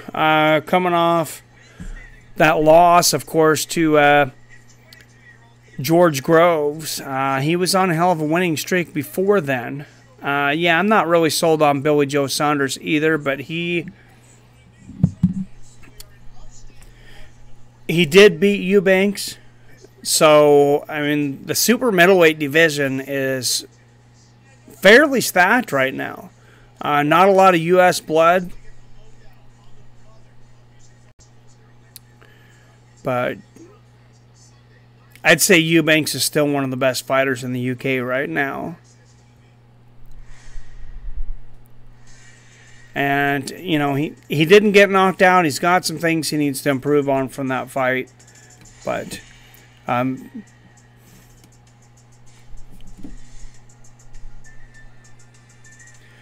next fight coming up here on AXS. I said the main event fight is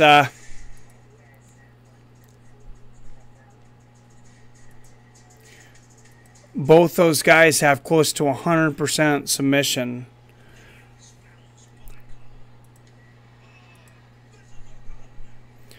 So I think that's going to be a lot of fun.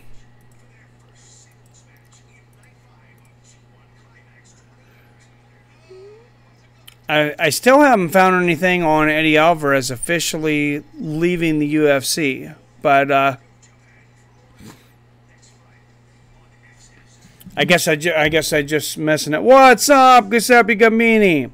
What's going on, man? We're here for LFA.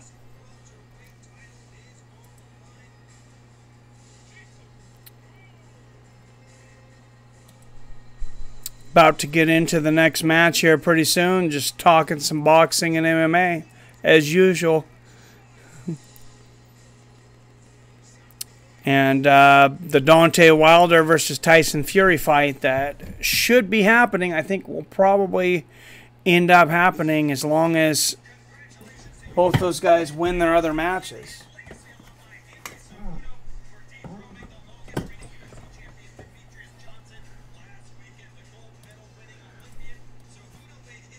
Oh, and Henry Cejudo in the crowd.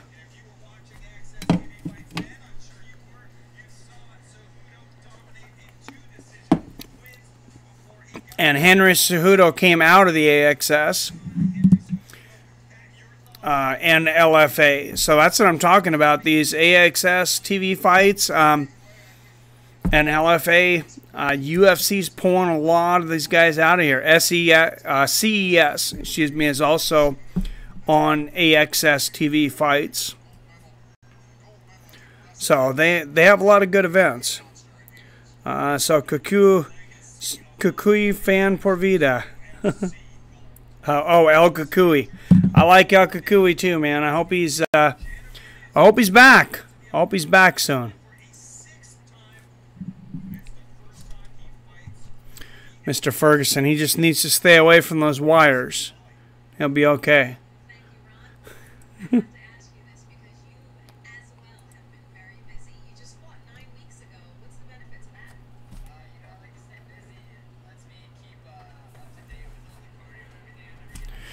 Nate Jennerman in the back, 8th LFA appearance. He just fought about 9 weeks ago. I said this guy is extremely active.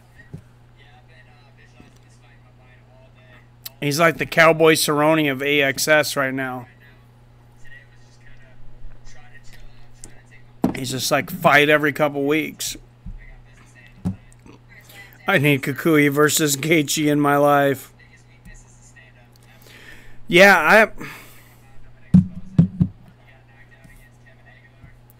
depends on how Gaethje comes out of it. I do think Gaethje beats Vic.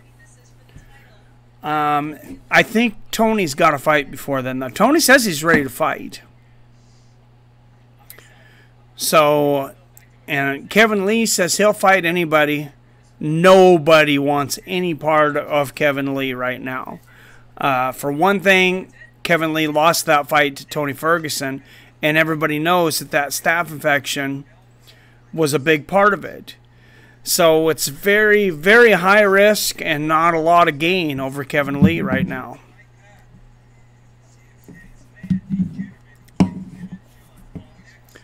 He trains the same way my grandpa did when he boxed for the VFW. Elijah Johns versus Eddie Brown coming out next, featherweights.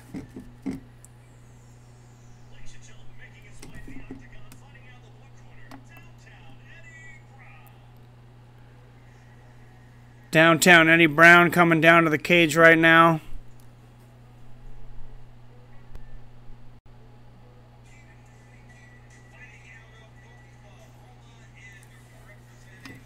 Out of Oklahoma in some loud, bright yellow shorts that I'm sure Mr. Mara Yamasaki would absolutely love. I know he's a big fan of like bright yellow trucks and Hummers. So. Oh, whoops.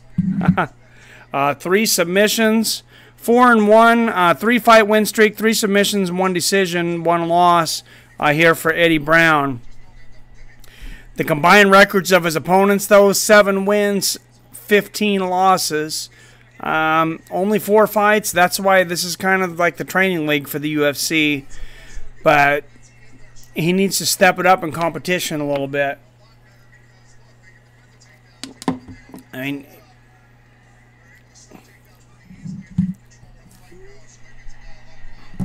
yes, I do have Fight Pass. Fight Pass is pretty sweet, especially if you have the time to watch all the fights. I could sit and watch for hours and hours if I didn't have a lot to do. Basically anymore, most of the fights I watch now, unless they're researched for predictions and stuff, most of the fights I watch now is with you guys. I don't I don't have much free time. Pretty much my free time is spent here streaming. So, but yeah, Fight Pass is pretty sweet. They got Glory Super Fights over there tonight too. I was looking at that, and I decided this was a better card.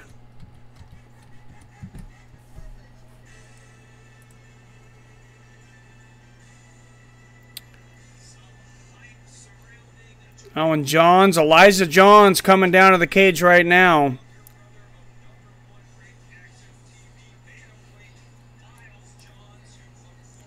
2-0, both wins by decision, but the Fighting Brothers, his brother Miles Johns, CFL, or excuse me, LFA world champion. His opponent's 4-4, 4 wins, 4 losses.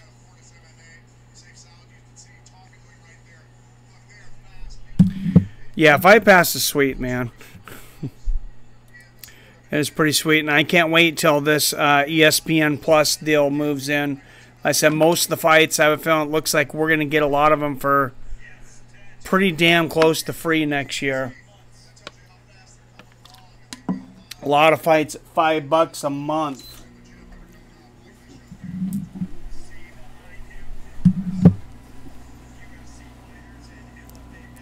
So I might get a little more light on this stream, but man, I had to turn my air on. It is not usually very warm here in Seattle, but I am dying. I'm paying $150 a month and no Fight Pass. I got to talk to the wife when I get it. $150 a month for cable? Yeah, you need to kick that. What's up, Nathan Retta? Says, yeah, no. And then there's another one out there. I was just looking at it earlier today. Bellator is signing a streaming deal as well. But it's a streaming company that's already got some stuff going on out there. DAZN, I was talking about that a little earlier. They have a lot of stuff going on. $10 a month, I don't know that I would really drop that because like I said, I just don't really have the time. I don't have the time to watch everything on Fight Pass. But it looks like they do have a lot of good stuff.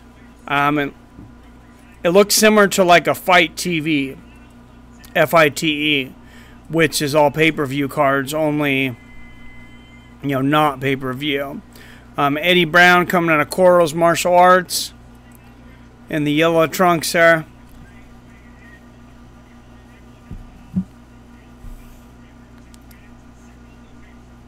And the upcoming superstar here, possibly fighting out of Dallas, Texas, Elijah Johns. He's fighting in Fortis MMA. I said earlier, trains with his brother. He's very excited for tonight.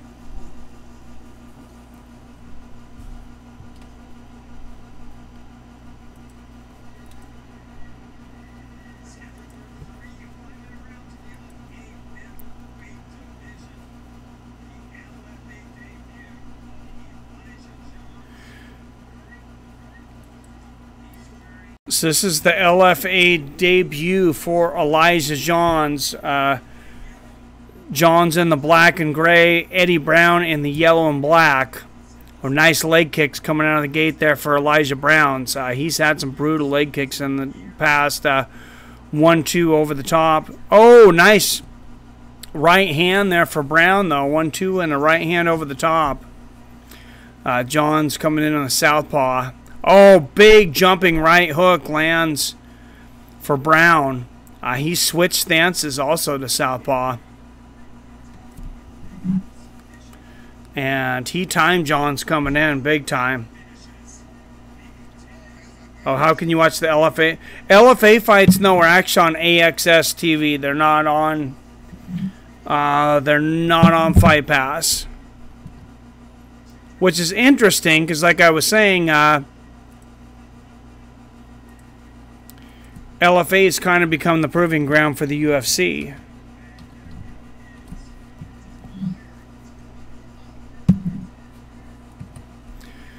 But no, Fight Pass has actually got Glory Kickboxing tonight. Unfortunately, it was at the same time as this.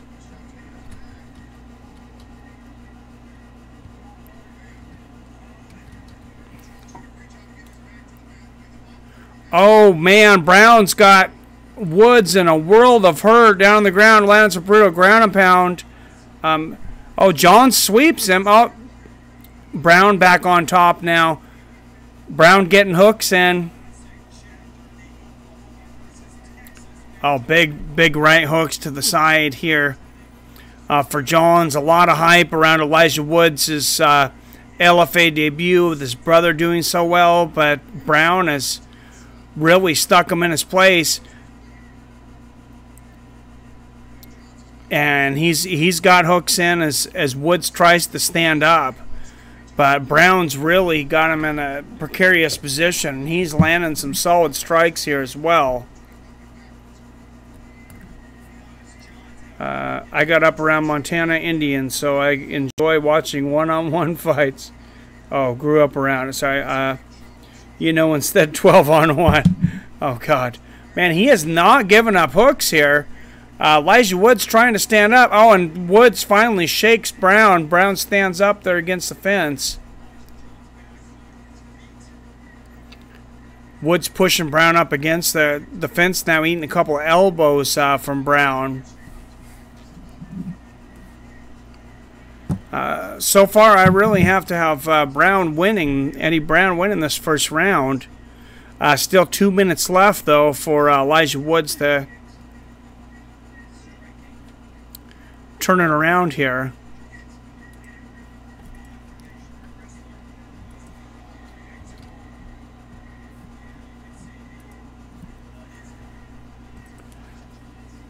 Elijah Johns, excuse me, not Elijah Woods.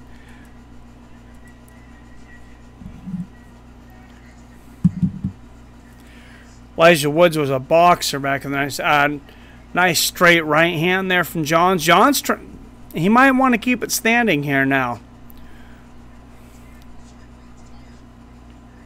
We'll see Brown. Oh, Woods misses a couple spin kicks there, and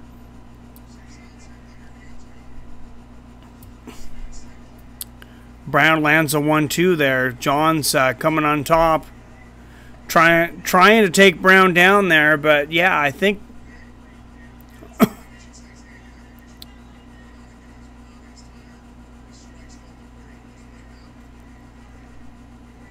oh, nice Superman punch there from Eddie. Oh, big right hand. Big right hand from Elijah, and he just floored him. Oh, big ground and pound. He's going for the finish here. Elijah Johns on top of Eddie Brown here. Eddie Brown got blasted from Elijah Johns there. That definitely won him the round, but it looked like Johns might finish the fight here. Oh, huge elbow from the top there from Johns. Referee looking on closely. Big left hooks from Johns inside the guard of Brown. Nice turnaround towards the end of the round there for Johns and Browns. Brown seems to be sucking quite a bit of wind. No offense to my native brothers, but y'all know what I'm talking about. Superman, yep. Gotta love them Superman punches.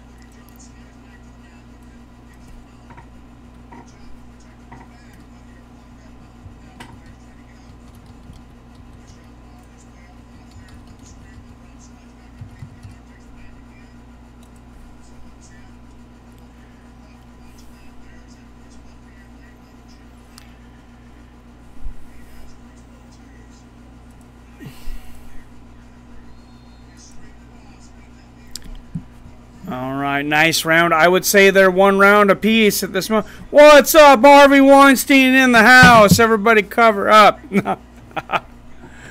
I got Johns winning that first round 10-9. What's going on, Harvey? This is who misses triple X. All right, here we go. Second round. Oh, nice 1-2 there from Johns. But Brown grabs his foot, throws him down on the ground. A nice body kick from Browns as Johns gets up there. Johns bailed himself out, I think, of that last round. I think he was losing most of it, and then he had Brown hurt. Put him in some bad positions. Very close round. I think he ended up pulling out 10-9. Just taking a break from auditions. I hear you, man. Hope you all enjoy your day. Harvey missed you.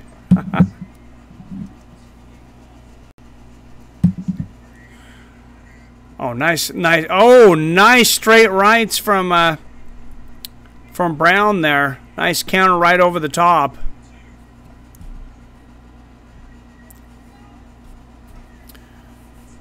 Nice straight right there for Johns. Oh, nice right uppercut there from Brown. Brown's been the more aggressive fighter. He got caught in that last round. He'd been doing well for himself. Then lands a right uppercut.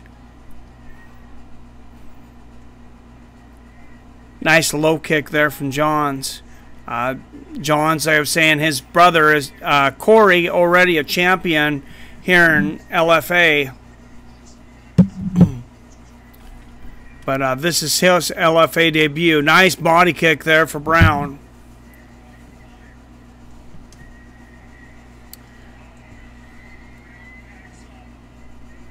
Why haven't you called me? I'm the boss of the UFC. I got to deal with some bogus court charges. Yeah, I heard something about that, Harvey. Remember bum fights? Oh God, yeah, bum fights. That was craziness.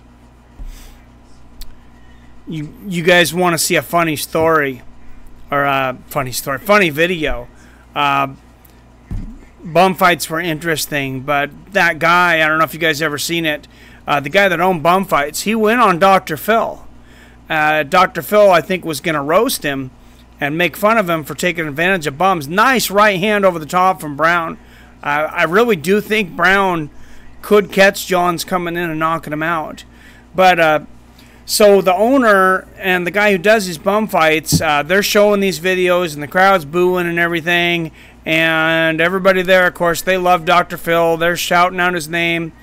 And this guy comes out and he shaved his head in a perfect horseshoe, exactly like Dr. Phil. And Dr. Phil gets so pissed, he just tells him to get the F off of the channel. Oh, big jumping right hook there for Brown. He's landing the better shots in this. Johns goes for the takedown. Brown, good defense. Johns has got his back up against the fence. Minute 40 left in the second round.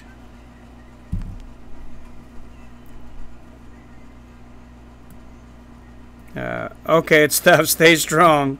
Yeah, I produced bum fights.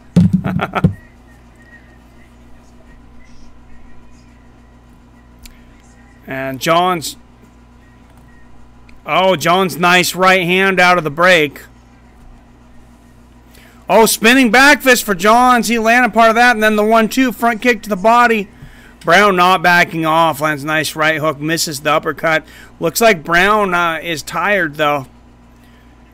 He's breathing with his mouth open. He's definitely gassed. 50 seconds left in the second round.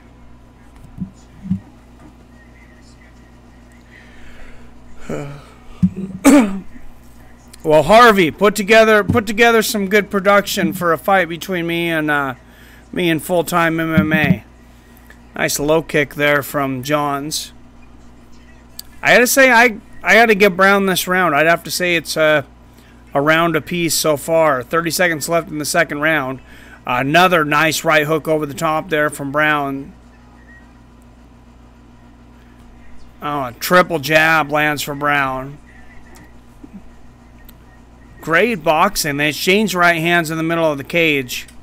Nice low kick there for Brown, though. Oh, nice Superman punch there for Brown. Yeah, I would definitely say Brown won this round.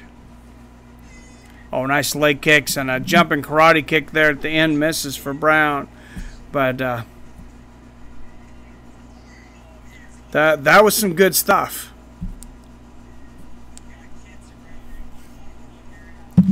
Definitely good stuff there. And, you know, look on the corner. Both these guys are... John's kind of sucking wind here in the corner. Brown might actually be fresher than John's. And Brown's got a... he's got a cut on his left eye and in the corner. Bad spot.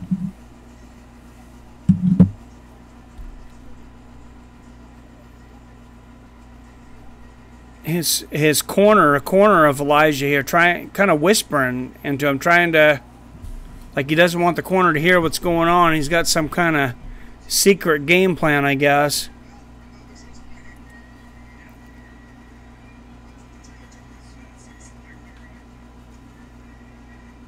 All right, Elijah Woods and Eddie Brown, round 3. I got a round apiece. Pat Militek's got a 10-9, both rounds for Johns. I have to highly disagree with him on that last one. I gave it to Brown. And they hug at the end of the third round, or beginning of the third round. Elijah Johns in the black and gray, Eddie Brown in the yellow and black. And they exchange right hands in the middle of the cage. Nice low leg kicks there from Browns. And he lands a big right hook over the top coming out of there. Another nice leg kick for Browns. Nice straight right for Brown. Oh, nice 1-2 there for Elijah Johns.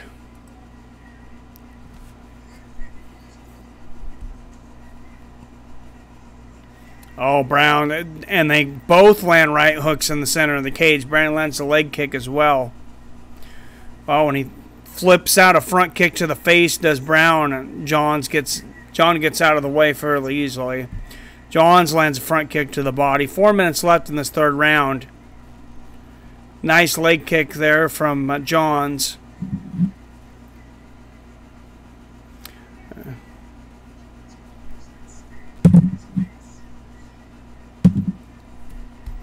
Well, thank you for the information there, Mr. White. Don't drop your phone in there. 3.5 minutes left in this third round. And I think both these guys are pretty tired. They exchange rights in the center of the cage. But cardio may not be their top forte yet. Just 2 fights so far for Johns and 4 fights for Brown. It's nice low leg kicks for Brown. Oh, Superman lands for Elijah. Oh, and he goes for the head kick. Brown ducks underneath it. Overhand right from Brown, and Elijah ducks underneath that one.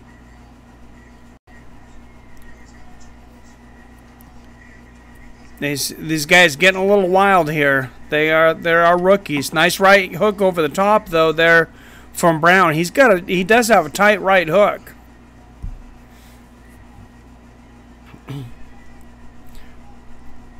Oh, nice feint, and the leg kick lands for Brown. But oh, big straight left lands for Elijah.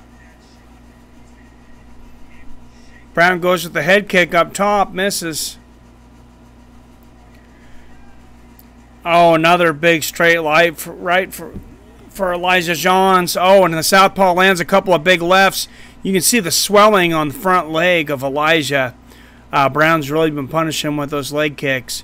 But I think this is anybody's fight coming in the last 2 minutes of the third round. And straight right there for Johns. Oh, Browns goes for like a karate kid kick and lands a front kick in the belly. A nice straight left from Elijah, the southpaw.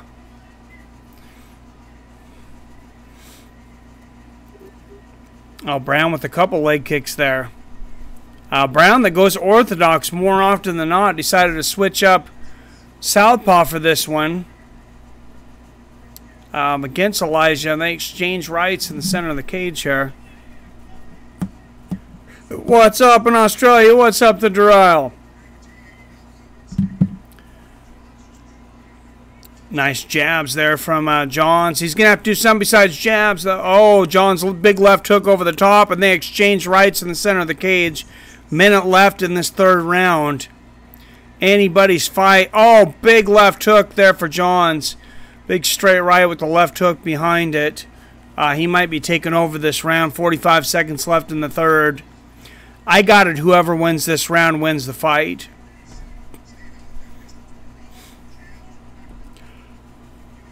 Nice low leg kick there for Brown. Oh, and Elijah counters. 2 straight lefts right over the top.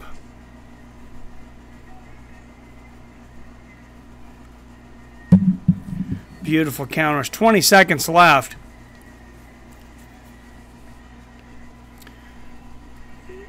Misses the head kick there, does Brown. Ow.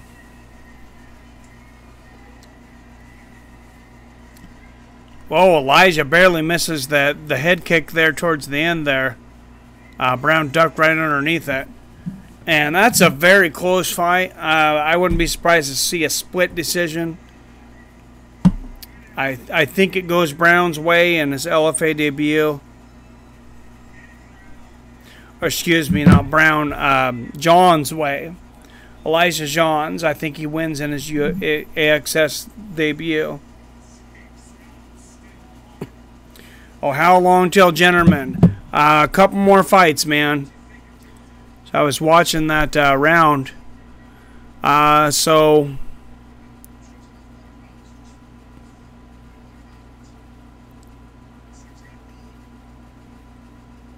it's like 3 more fights after this, and then Damon Jackson versus Nate Jennerman for the 145-pound strap.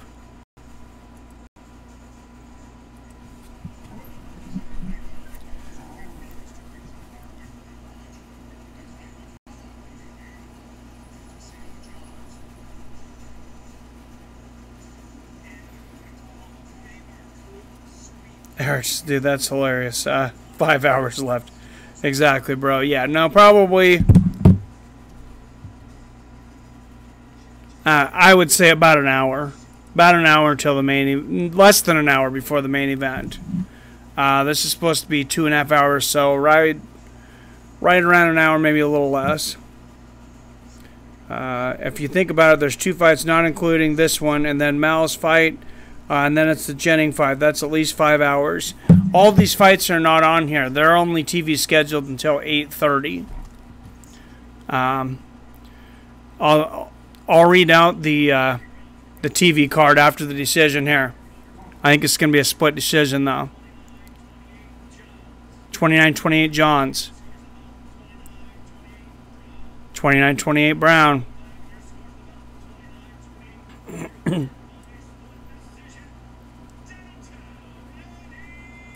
And downtown Eddie Brown takes it, and that was a close one. That's a hard one to argue with. Downtown Eddie Brown proves his record to 5-1.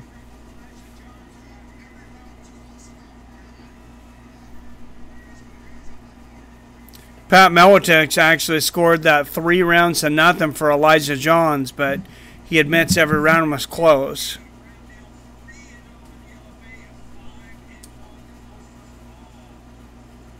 What's up, BR Longhorn? No, nothing real great, man. I think the best fights are still to come here. Christina, couple of women next. Christina Christ versus Valerie Soto. No, championship fight, main event, co-main are still going, man.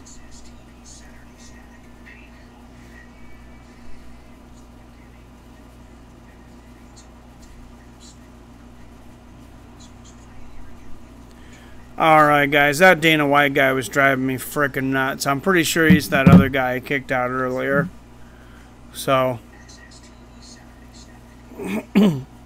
No, you haven't mentioned any good fights, but how's it going, man?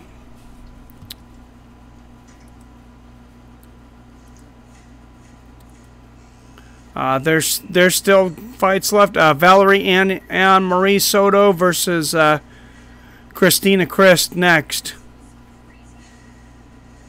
115-pound women on the main card here.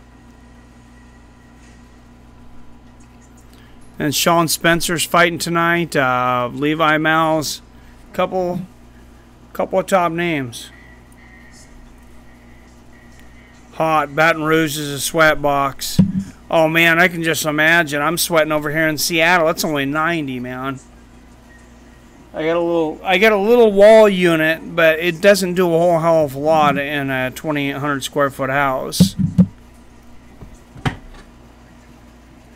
But yeah, I can imagine Baton Rouge has got to really suck right now.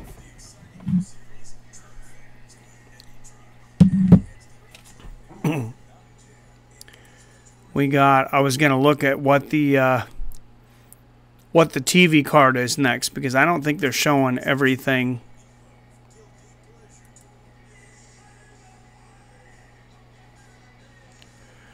I don't think they're showing everything on the TV card here.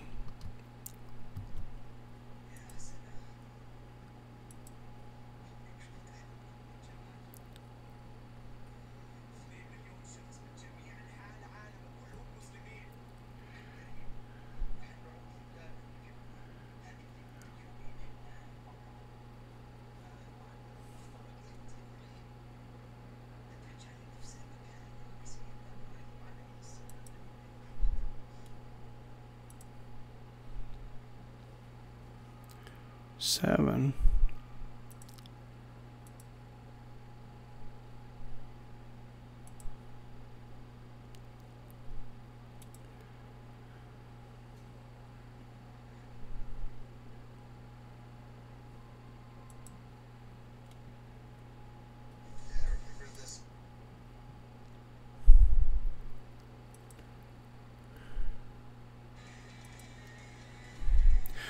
Here we go. Featherweights, Damon Jackson and Nate Jennerman, of course, are featured in the main. Levi Mal's versus Charles Cheeks. Evan Cutts versus William Macario. Sean Spencer and Blah Williams.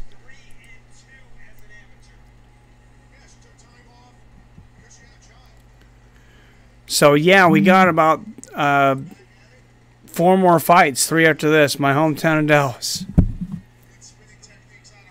Speaking of bum fights, here comes the boss, the time fight fans. My hometown of Dallas. Yeah, Texas is a hot place, man. I remember getting off a plane in Texas. I'm basically training in the Air Force, and I was like, man, what in the hell am I doing here? That was some hot. It's a different kind of heat. And that's kind of how it is here in Seattle, believe it or not, too. It's just, when it's hot, it really sucks because it's 100% humidity. But we very, very, very rarely get above 100 degrees. So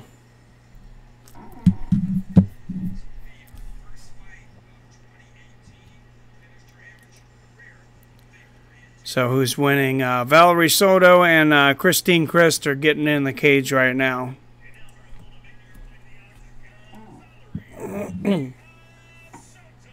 Dallas is hot. Baton Rouge is humid. Humid is worse. Oh, I hear you for sure, man. It sucks. What's up, Alexander?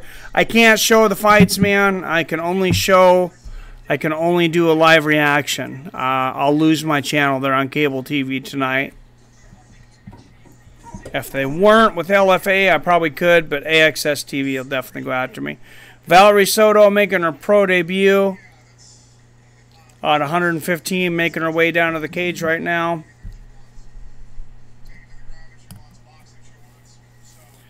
Nobody's winning yet, Piglet. They're not in the cage.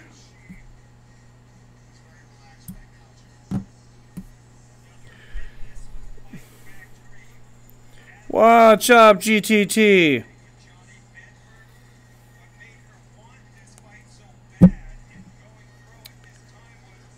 So Piglet is in timeout. We'll see if he comes back.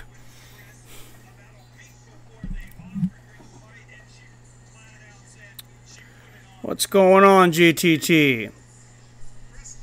These women need to get down to the cage. It seems like pro debut, 20 years old, 115 pounds, 5'5". For Valerie Soto, Christina Christ, 28. She's 5'2", weighing in 114 pounds. Valerie Soto going to have a 3-inch reach advantage, 65.5 to 62.5. And I imagine this is going to be like a wild, crazy cat fight.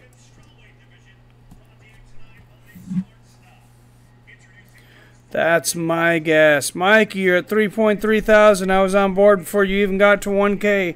What's going on, Comedic Genius? Yes, you were. You've been here for a while now, man. Finding a rock wall. Kingdom Jiu-Jitsu and Rojas Muay Thai. Christina Crest. Got a pretty good amateur career coming in to her pro debut here, though. Both of these girls making their pro debut. Out of Dallas, Fitness Fight Factory, Valerie Soto. Yeah, I'm thinking that I hit 5K. My goal is to hit 5K with Conor versus Khabib. So we need to get as close to that as possible before that big one. Then of course we're gonna have Nate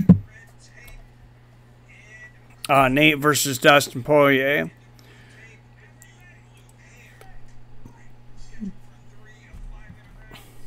All right, Kristen, the black and blue with the mohawk. Valerie Soto in the black. Oh, Chris lands a nice left-right hand on the inside. Pushing Soto up against the fence. Soto turns her around here. But I expect these girls to get a little wild and crazy here.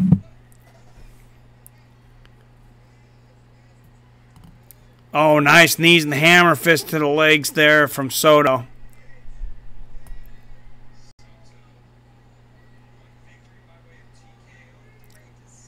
Oh, Soto, brutal knee to the body there. Chris trying to get underhooks, trying to just get off of this fence as Valerie's really working on her legs. Ton of knees, hammer fist to the legs. Those are painful. Those are very painful. She's not walking much anywhere tomorrow. Well, hello to your 421-pound girlfriend, Comedic. Did you put her on a diet? Oh, nice right elbow over the top there from Soto. Soto's had the sharper technique so far. Chris kind of just trying to bully her way in.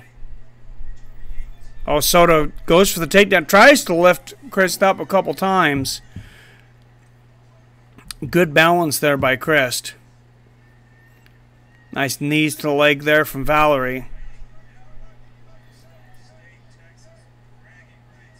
Oh, and they exchange knees. Oh, big knees to the belly there for Valerie. And a right hook up top. Oh, double hammer fists from Valerie there, and then a right hook up top. Great dirty boxing here from Valerie. She lands a couple knees in there. Couple of right hook hands. What's up, Alexander? Thanks, my friend. Brazil was online to watch Williams win. All right, man. Well, bring all your Brazilian friends. Should be a good one. No, I'm hoping for the UFC to open up a super heavyweight for the women. Trying to get her in there to fight, huh, Comedic? Yeah. Valerie, oh, she had double underhooks there for a second here. Good job of Chris to fight that off, but Valerie's been pretty dominant so far the first 3 minutes of this round. Cannot get the take. Oh, there she gets a takedown, ends up on top.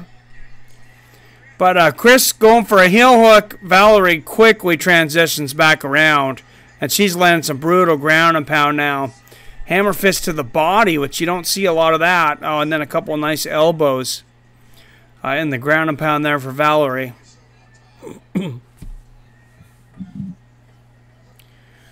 Soto really needs to come up with some offense. Minute 25 seconds left in this first round. Oh, Valerie landing those elbows to the body there. I think that's an underutilized weapon. The elbows to the body.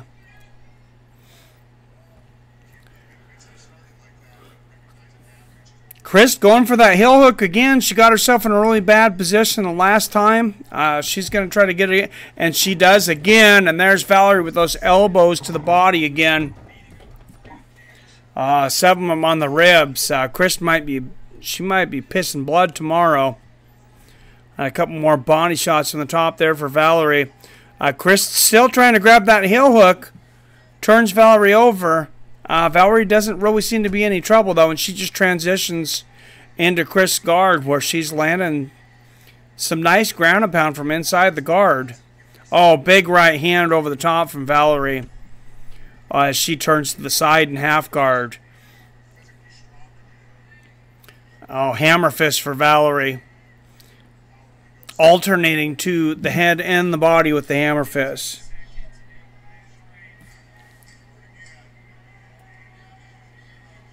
You should see her rage when the Popeye's chicken is cold. Oh, nice left and right hooks there from Valerie at the end. The referee was kind of looking in like he might stop that.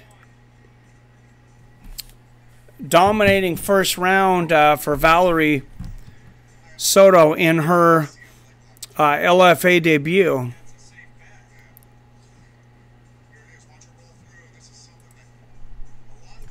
All right, guys, it is still warm here in Seattle. I'm going to grab some water.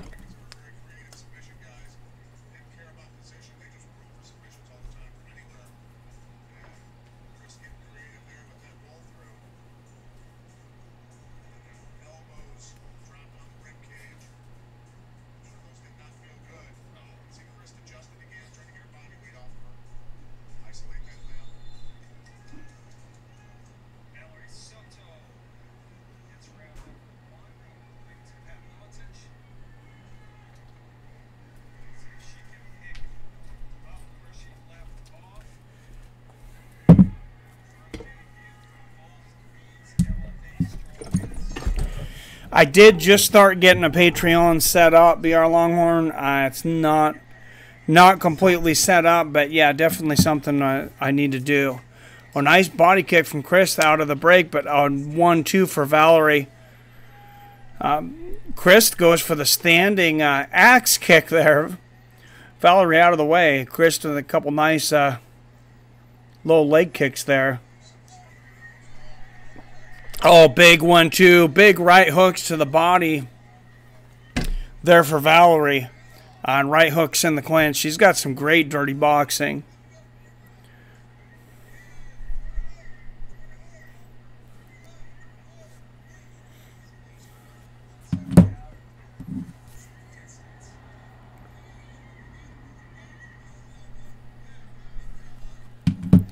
Yeah, no, I've got to work on the Patreon, but yeah, it'll lift me up. I got a website up now, fightsofriends.org, too.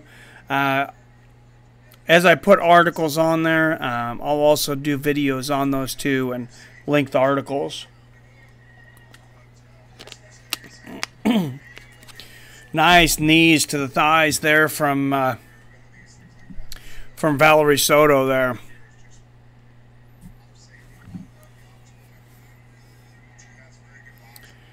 You missed it earlier, BR Longarm. Before the fight started, we were talking about we were going to the ABC Unified Rules of MMA. I had them all up, and we've all been scoring fights wrong, or most of us. Definitely I have been. There was a lot of surprises in there, actually. Oh, big hammer fist on the temple there from Valerie Soto. Oh, she's on top, landing some brutal ground and pound on Christina Christ. Oh, big short elbows, and her head is right up against the fence. Referee looking on closely.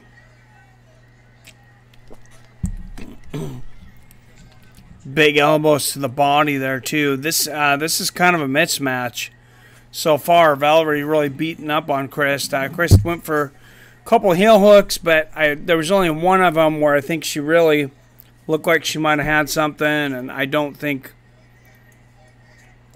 she did even there. Nice right hand from the top there for Valerie, and Chris pops back up, and they're back in the center of the cage.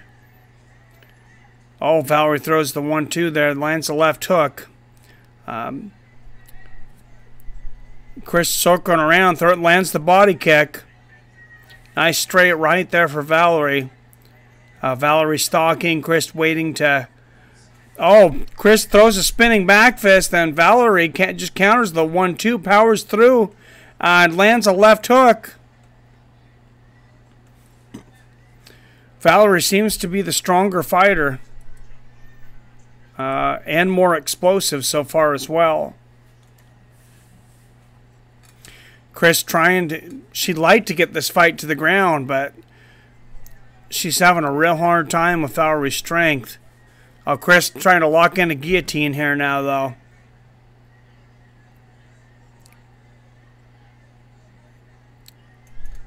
Not a whole lot going on there, though. And Valerie rips that off and lands a knee to the body.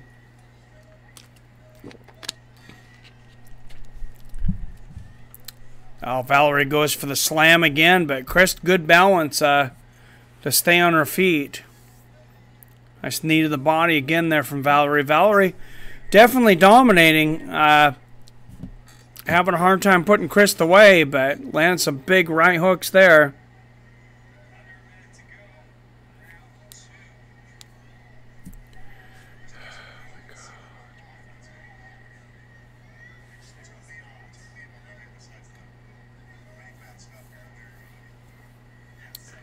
Wow, what is this guy's deal tonight? Oh, nice hammer fist from the top there from Valerie. Oh, hammer fist to the side of the temple. Oh, those are painful. Chris going for that heel hook again, but she just got herself in a worse position. Now the short elbows in the right hands. Valerie might end this here. Referee's looking on. He probably should. He just told Chris, defend yourself or I'm going to stop it. Lands several more short elbows there for Valerie. A couple of left hooks. And there's the bell. And Chris will make it to the third round. Not so sure she should, but she will make it to the third round nonetheless.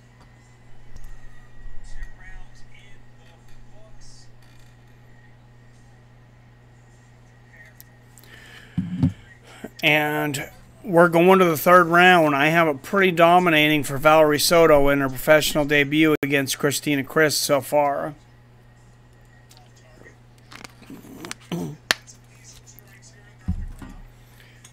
I would say Chris is definitely going to need a finish if she's going to have a chance at winning this. When you get a chance, your thoughts on Alex Jones? I think Alex Jones is kind of a fool. To be honest, he cracked a few things back in the day, but then he just got more wild and wild, and he's kind of like a court jester. And as far as him getting kicked off of social media, basically, I mean, it does make me worried because there's a lot of crazy people in the rage culture, and there could be a snowball effect for sure. Nice straight right and a left hook there from Chris, but Valerie counters with the flurry of punches, takes Chris back to the ground. Chris pops up, but Valerie really wants to finish her this round, and I think she could. Nice hammer fist to the leg there for Valerie.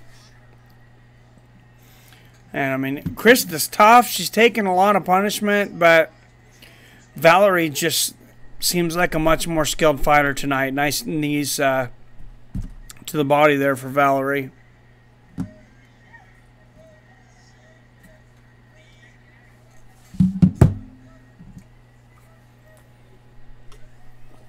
Yeah, I just hope people don't get crazy on the, like, banning everybody.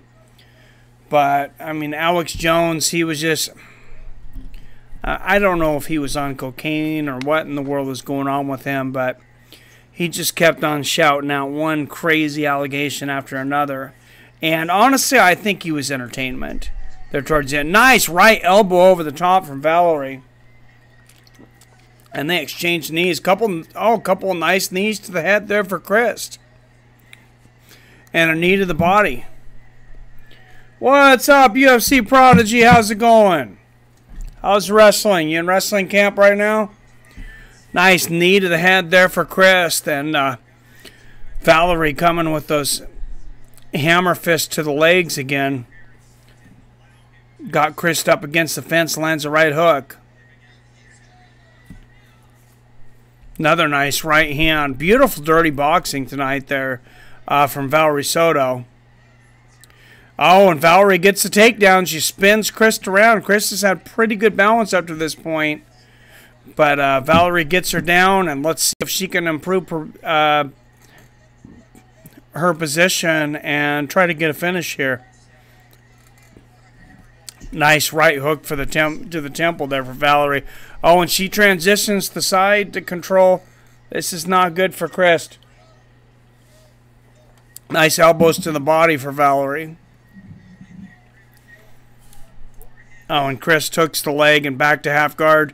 Oh, and now Valerie trying to jump mount. She's very close to it. She's got a great position. Nice short elbow there for Valerie. 2 minutes and 10 seconds left. Still plenty of time for Valerie to finish this up.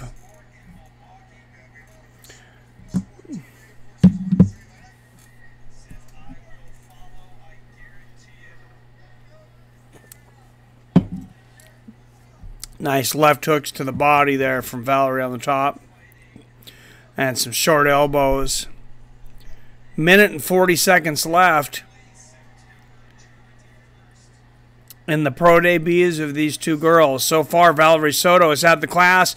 But Chris is going. Oh, Chris has got a hold of that ankle. She's got it deep this time. She surprised Valerie. She's really ripping on it. Oh, she just turned it over. Valerie Soto might be in trouble here. Oh, and Soto steps over. She's still not out. She's still not out of the woods. Lands a hammer fist to the side of the temple and to the body. Oh, now she's landing those elbows to the thighs, straight up and down. Now, the interesting thing is you can land those 12-6 to the body and the leg, and nobody's... Oh, nice short elbows, and now Valerie's out, and she's on top and punishing Chris. Some nice short elbows and hammer fists there. 45 seconds left in this third round. Nice right hook there from the top. Right hooks to the head and the body there for Valerie Soto. I'd like to see some more of Valerie Soto after tonight. She's very young. I mean, this is just her pro debut, but there might be something there. Nice ground and pound, nice right hands there from Valerie. She's fighting a tough girl tonight. She almost had her finished in the last round. Oh, and they go north-south for a second. Chris trying to pull that ankle lock again. Or a leg lock, but not able to get it. Eats some hammer fist there at the end of the fight there from Valerie. And that's going to be the end of it. I think this one's got to be pretty easy to score. I would call it 3 rounds to nothing for Valerie Soto.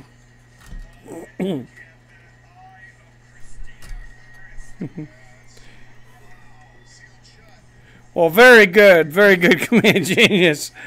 Beach Boulevard's grab. So cheers from Kelly. If that's not a beer you were having, I will have one for you. Oh, well, thank you. Well, I got beer over here, but I got to have some water, too. Because it is warm. It was about 80 degrees in the 85 degrees in the house earlier. I turned the cooler on for a little while. But runs a lot of electricity here, running a little wall unit, 2,800 square foot house. So it doesn't get real warm here in Seattle, though. 85, 90 is about the most we get, except for, you know, maybe a week or two out of the year. Sometimes we'll get in the hundreds.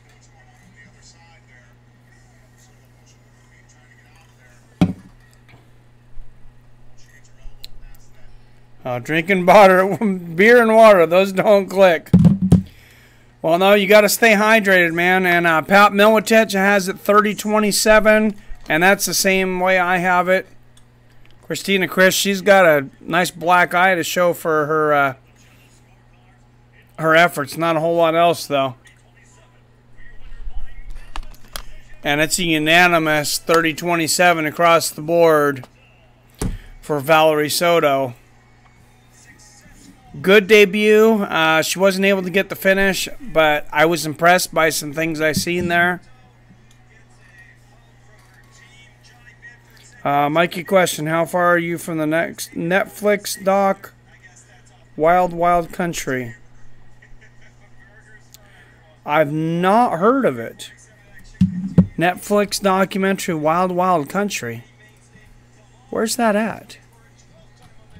I haven't even heard of the documentary, to be honest. I said I've been pretty busy. I haven't been on TV a whole lot. The one about the cold in the 70s. Let me check it out and see where they say it is. Let me look this up real quick. Might have been in Darrington. I know there was some kind of cult out in Darrington, which is about 30 miles from me.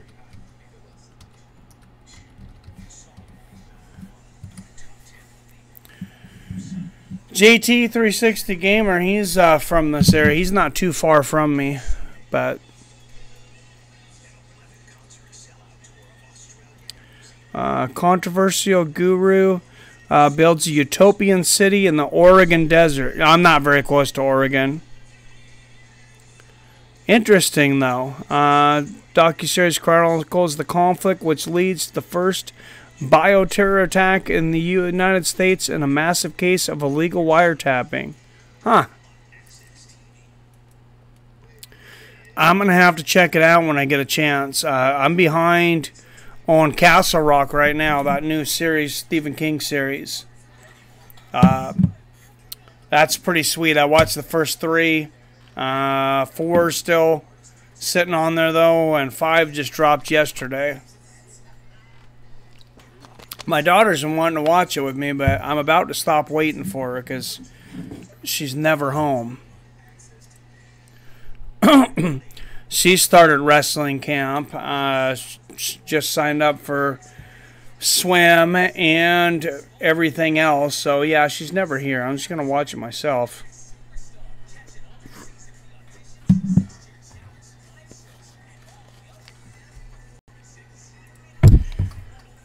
All right, let's take a look at the fights that we still have coming up here.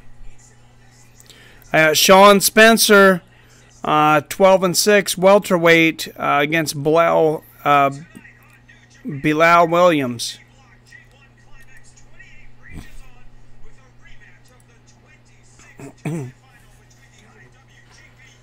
Oh, it's nice.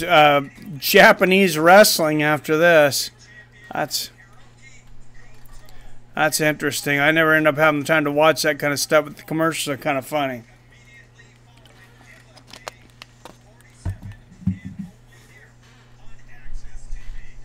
All right, boss, is gone bong and Bud on the way. What I miss?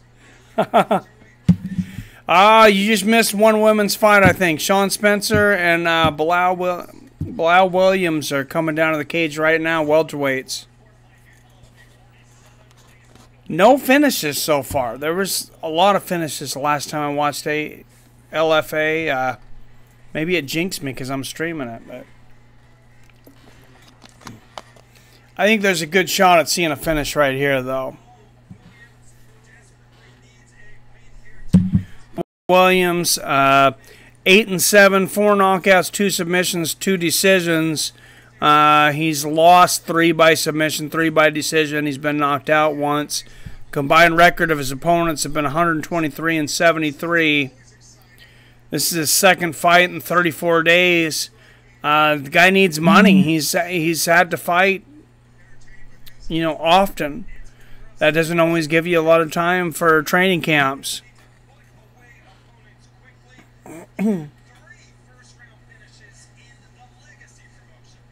Wild Wild Country is kind of lame. The preview and everything makes it seem interesting, but it's slow, too slow, and not that interesting. I've noticed that with quite a few documentaries recently on Netflix, and I'm a documentary fan if it's done correctly. But I like more like the kind of stuff like the Forensic Files one and some of the stuff on Crime TV. They do a really good job, the reenactments.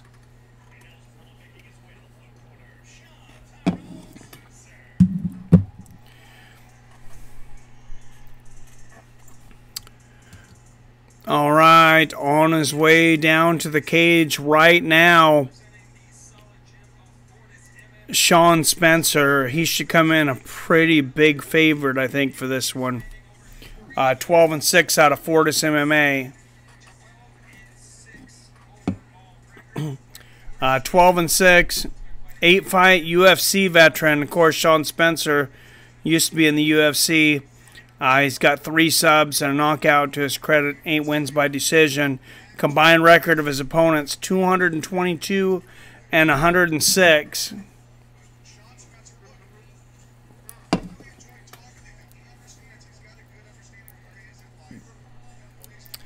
Yep, I agree. Yeah, those crime shows are awesome, man. And History Channel will do some great documentaries and stuff, but yeah, sometimes Netflix kind of drops the ball, or they extend it out way longer than what needs to be. It's like, give me the information, make it exciting, but don't give me a bunch of fluff just to make it last longer. And it kind of feels like that's what they're doing on some of those documentaries. But all right, Sean Spencer and Bilal Williams. Sean Spencer, 12-6, 31 years old. 5'10", 171 pounds. Bilal Williams, 8-7, 35 years old, 6'1", 170 pounds. Williams with just a 1-inch reach advantage, 76-75.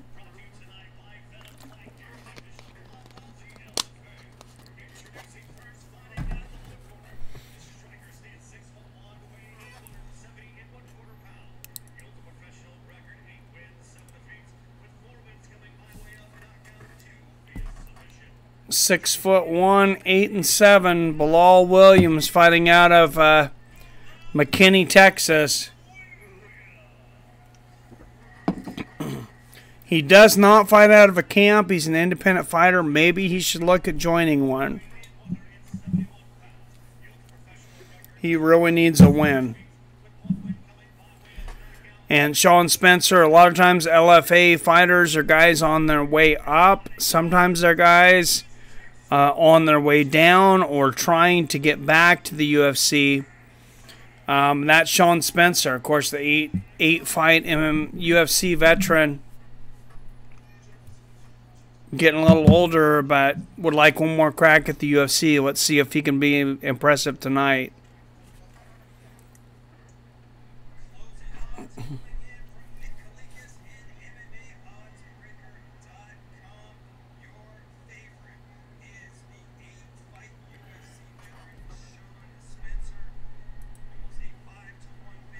Sean Spencer saying coming in a 5-1 favorite in this one.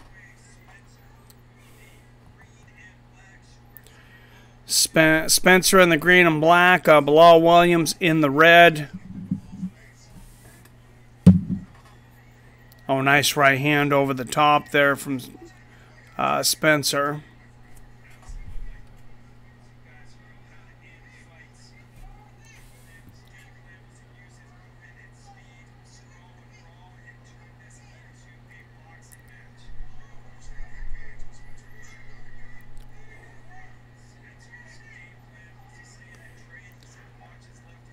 Nice straight left from Spencer. And Spencer said he plans to stand and trade tonight. That'd be great. Oh, lands a nice 1-2.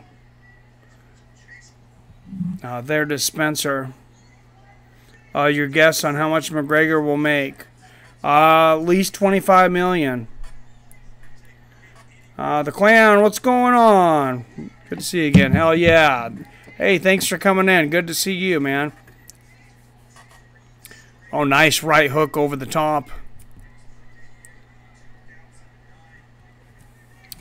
There for Spencer. Spencer bringing on the leg kicks. Lands a head kick up top there. More like $75 million, says Aaron White. I don't know if the UFC's got that kind of money, and I heard he blew all the money that he made from fighting Conor. I don't know if that's true.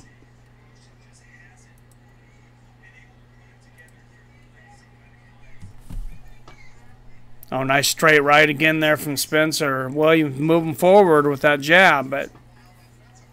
Oh, big right hand for Spencer.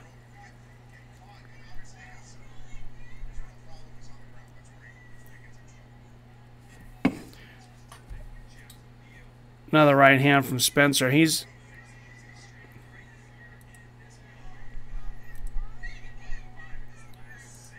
Spencer looking for the knockout tonight. 1-2 there.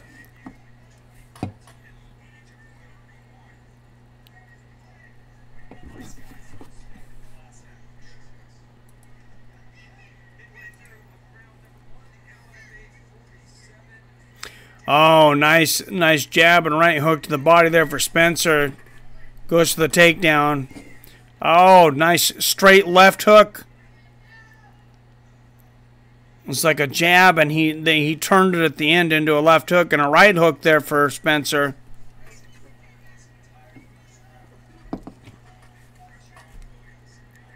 Oh, and Spencer shoots for the takedown. Williams keeping him at bay so far. Oh, and he gets out of it, but that means he's back up standing with Spencer, and Spencer's been trying to take his head off.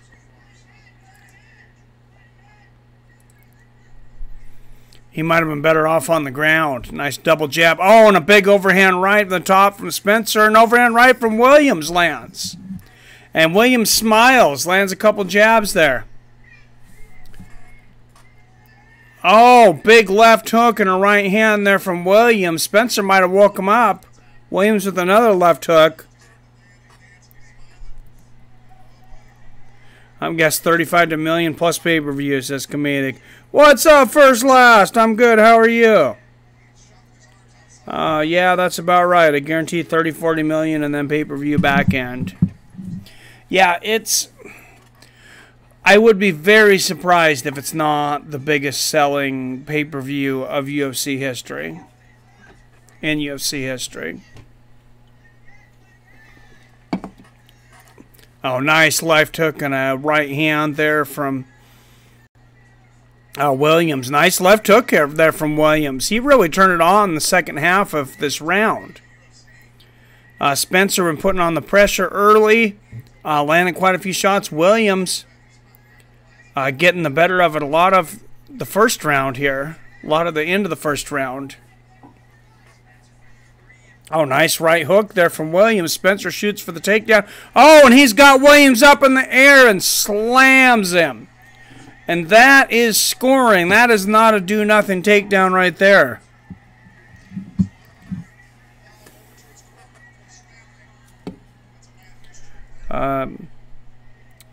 Conor or Khabib? Oh, who should be co-main for Conor Khabib? Conor or Khabib? I think Khabib ends up winning that fight. I think Conor could definitely catch him. They're talking about Sean O'Malley on the undercard. I'm not sure who he would fight, but they're trying to build that kid up. He's out of the Contender Series. He's kind of like a borderline development contract. He's in the UFC, but they're not going to give him anybody real tough yet. CM Punk, co-main. Boom, you're welcome, Dana. What's up, Seven? Plenty more fights, man. Sean Spencer, former UFC veteran, is fighting right now against Bilal Williams, and then there's 3 more fights after that.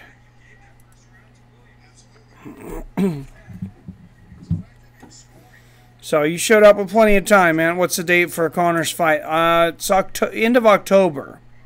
I'd like Dillashaw versus Morales. All right, second round here.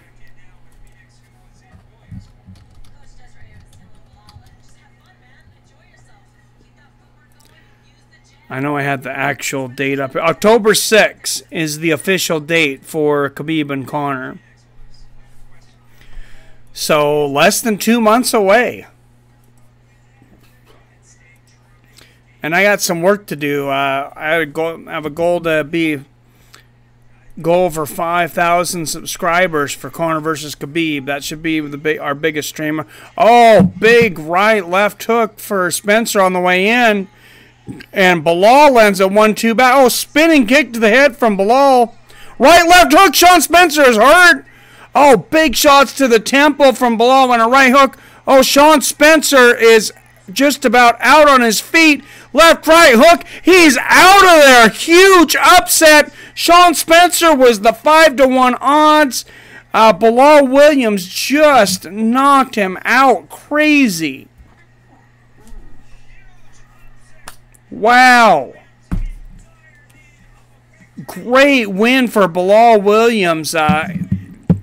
Unfortunately for Sean Spencer, that probably puts away any chances of him getting back to the UFC.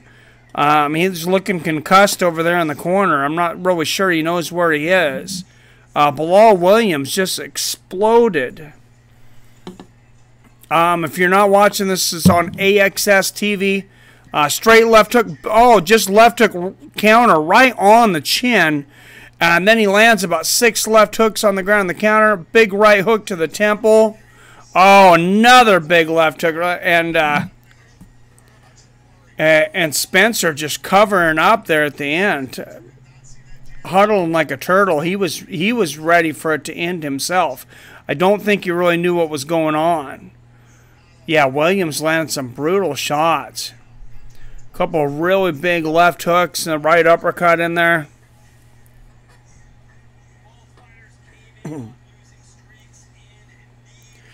Kevin Lee, Iquenta 2 should be on Conor Khabib card.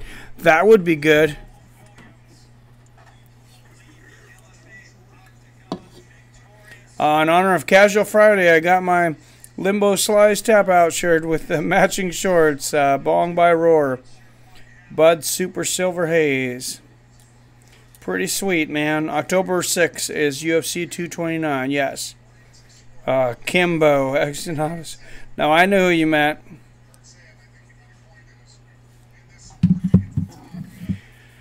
Yeah, Kimbo was a legend. He's a street fighting legend for sure. He may not have made it to the top of the UFC, but for when he started and the training he had and where he came from and everything, Kimbo's pretty awesome, and his son's carrying on his legacy there in Bellator. He's doing pretty damn good for himself.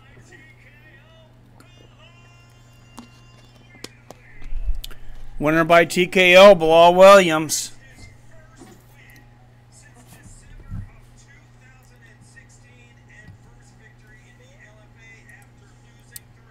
Wow, huge win for Bilal Williams. Get Sean Spencer on his resume. Ferguson should be ready by the end of the year. Yeah, that's true.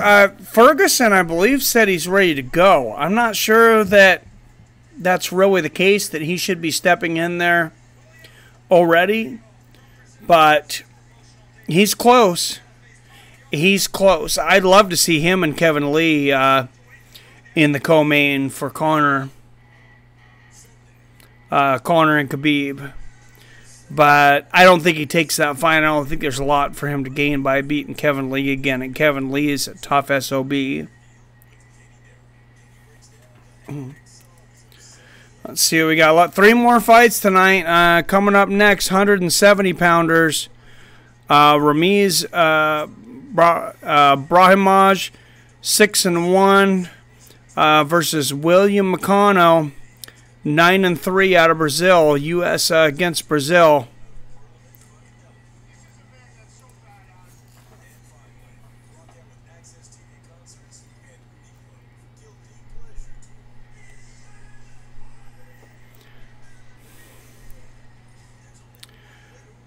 Let's look at Ramiz Barmaj.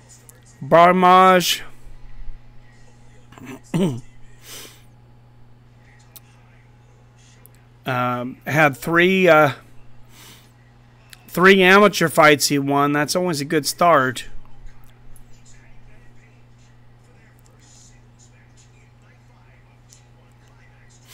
Started his fight career off with a 6-fight winning streak. Lost the last one.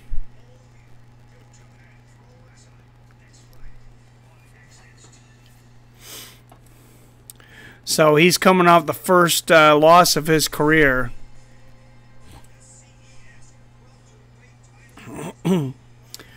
William McConnell, on the other hand, here.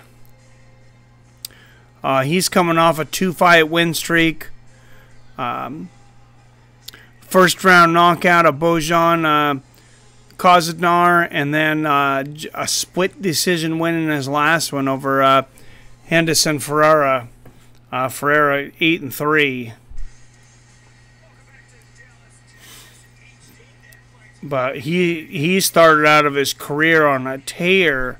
5 straight knockout wins, and then a submission win.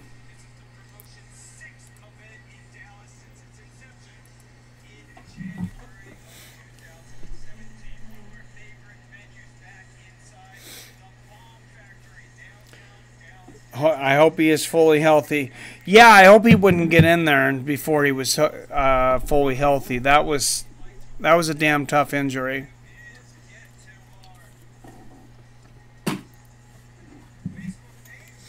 I mean, you don't heal from that one in 3 months. Where did Eddie Alvarez end up or re-signed? I'm not sure. Somebody was saying that he left the UFC. I know that they were very close. He was on his, he's at the end of his career. He's a free agent, and Dana kind of said, I don't care if we sign him or not.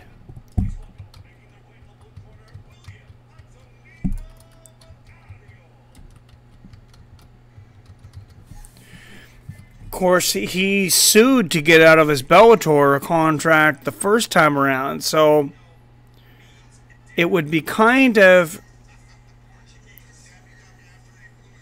surprising to see him go back to Bellator after everything that happened there, but I don't know where else he would go unless he's going to go fight in ONE FC or something.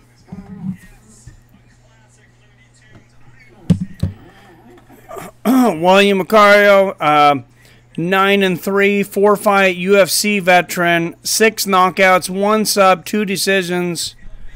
There's 3 losses in his LFA debut. I really expect William Macario to be able to make his way back to the UFC. Combined record of his opponents were 128 wins, 76 losses.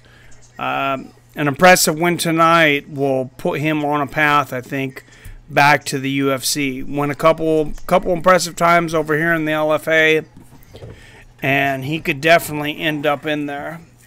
If you guys weren't around earlier, I was saying LFA is basically the development league at this point for the UFC. You see guys coming from the LFA into UFC all the time. A lot of the people on the Contender Series, Dana White Contender Series, of course, he handed out a lot of contracts, and a lot of them were former LFA guys. They've had a lot of good fighters, including current world champion Henry Cejudo. Will Till make weight? Well, since he said that he doesn't care about his family, he doesn't care about anything other than being champion, I expect him to make weight. I don't think he'll have as many distractions as maybe he's had in the past. I think he probably would have made weight the last time, except for, you know, his wife went into labor. Can't blame him for leaving for that one. Ramiz Brahima coming down to the cage right now. 6-1, 4 wins under 1 minute. All by submission. All 6 wins by submission. 1 loss by decision. Combined record of opponents, 25 wins, 28 losses. And this would be a huge feather in his cap. You know, to get the former UFC, a former UFC fighter on his resume there, and William Macario.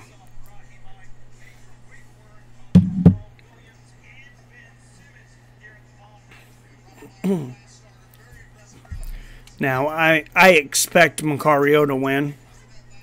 That being said, I also expected Sean Spencer to win a minute ago, so you never know.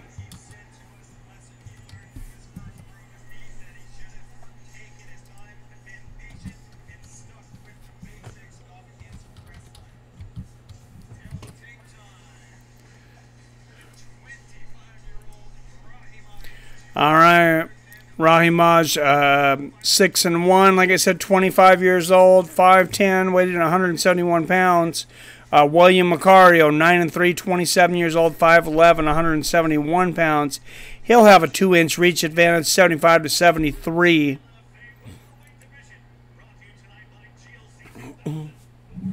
And of course, William Macario, the former UFC veteran.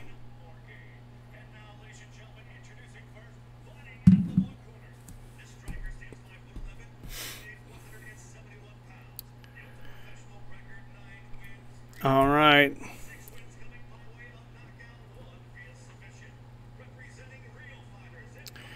Blue corner out of Rio de Janeiro, Brazil, William Macario. Where's my Brazilians at? I know we had some Brazilians in here. William Macario in the house. Mikey, did Cejudo win? Your thoughts? After looking at the actual unified rules of MMA and going over it, I would say I now believe DJ should have won that fight. And I will be better at judging fights in the future. Maurice Brahimaj.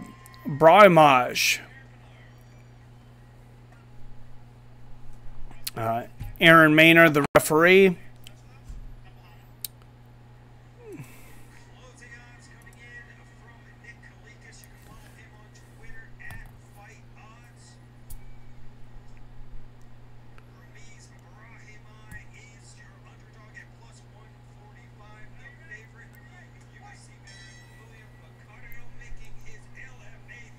And Macario, the minus 140 favorite coming into this, making his LFA debut. Of course, being the UFC veteran probably have something to do with that. Oh, big left hook and a straight right from Macario.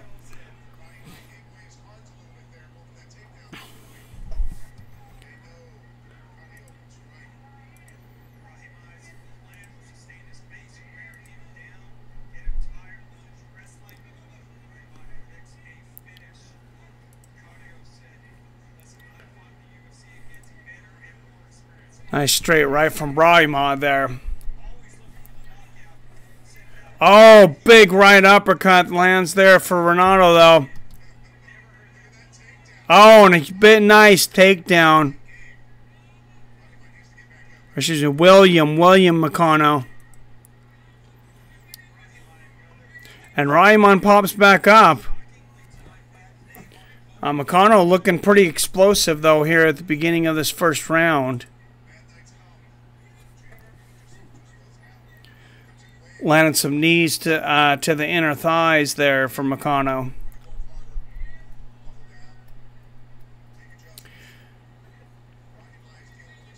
Rahimon trying to get out of Macario's grip here. This right hook over the top and a knee to the body there from Rahimon, and they break and they're back in the center of the cage. And expect for Macario to really attack here. Nice leg kick there from Makano. A straight right from Makano. Barely misses that right uppercut.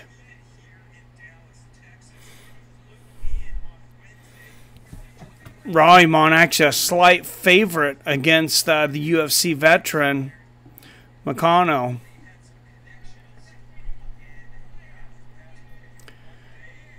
Oh, nice right uppercut there, though. Lands from Makano right on the chin of Rahimon. Oh, and Rahimon gets the knee and almost takes the back standing of Makano, but Makano able to recover quickly. Mikey, who are you kidding with the rules judging? Who do you think Adelbert follows? Hear you. Oh, it's 11 where I am in Pittsburgh. Yeah, I hear you, man. It's late. This is another late one. Oh, and Makano with another takedown gets the sweep.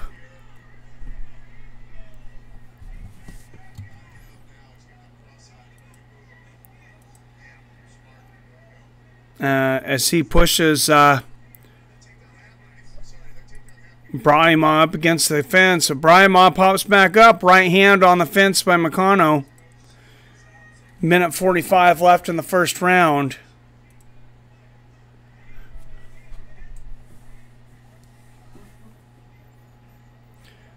Makano knees to the inner thighs there. He might be a little tired here, though. He might be getting a little bit of a rest from exploding earlier in the round.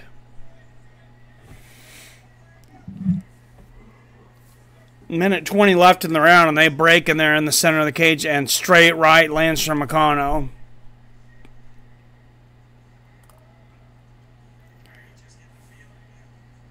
Oh, nice right uppercut there from Makano.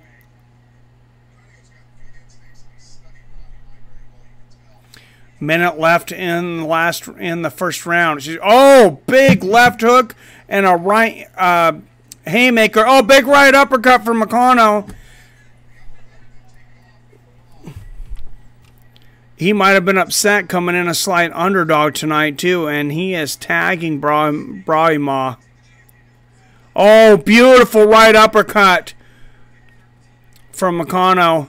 Oh, big right hook over the top for Makano. He's headhunting on Brahima right now, and Brahima is going to clinch. And Makano breaks. Brahima tries the front kick to the body. Not a lot there, though. I think he's still hurt. Nice straight left there from Makano. Makano could blast him with one good shot. Oh, big right uppercut from Makano. Oh, and they grip, and that's the end of the first round. Big round for Makano. He landed some hard shots.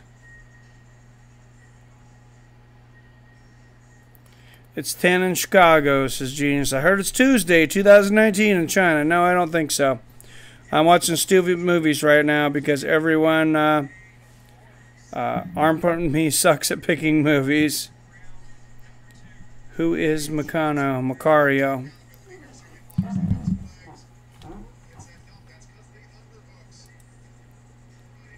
You're right. Macario. Excuse me. I got used to... I want to call him Makano from another UFC fighter. Thank you for the correction. Macario. What's up, John Ronan? All right, and Pat gives that round to Macario. I do as well.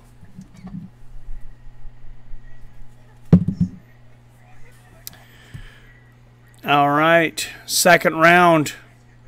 We'll see if Macario can take him out this round. That was a very impressive first round. Macario throwing on the pressure with a double jab. Oh, and a left uppercut from underneath there. Macario. Straight right. He is front kick to the body there from Brahima. A straight left from Brahima. Nice front kick to the body, bro. Oh, nice left hook, though, from Macario. Another big left hook. Oh, big left hook on the chin. Right hook, left hook. Oh, and Macario loses his back there for just a minute after landing some solid shots. What a transition recovery there from Brahima. And now he's in Macario's guard, but he just jumped mount.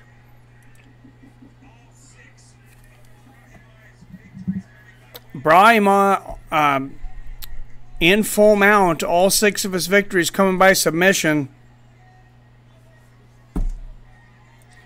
What's up, Patrick SJ? Go Macario. Yeah, I'm going for Macario, man. Oh, nice short elbows from the top there, though, for Brahima.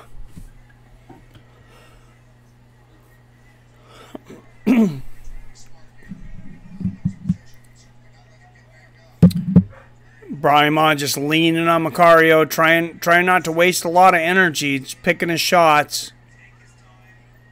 Oh, nice short elbows there from Brahima. He's got a lot of time left. 3:10 left in the second round.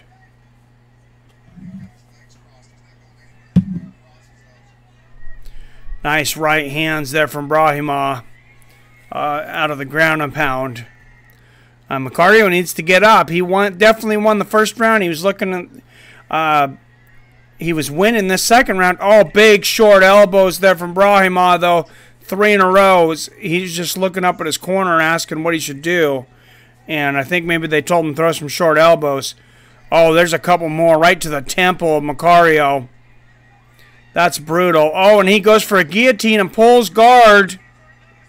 He's got a guillotine and hooks up and does Brahima. 6-0 with 6 submissions. And he's got it!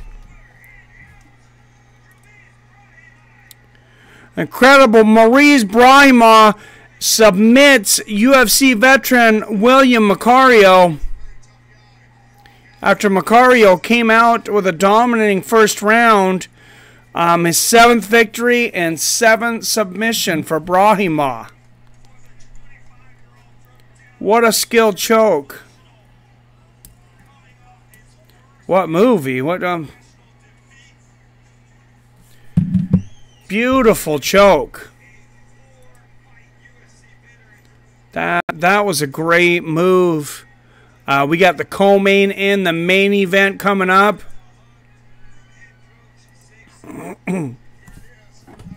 But yeah, it was some great moves. I will be right back. Don't go anywhere.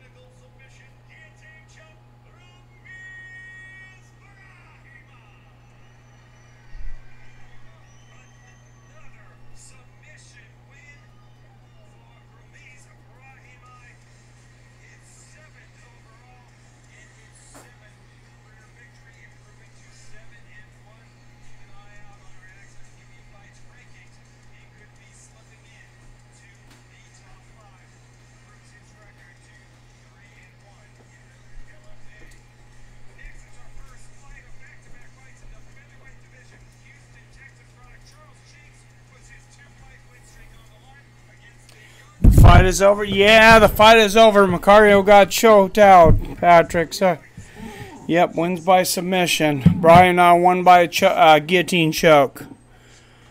Moves to 7-1, all 7 victories by submission. Macario dominated the first round.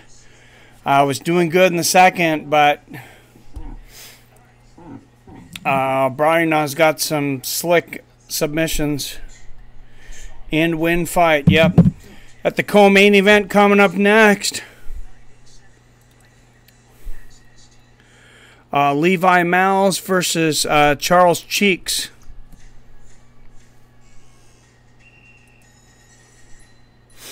$145ers.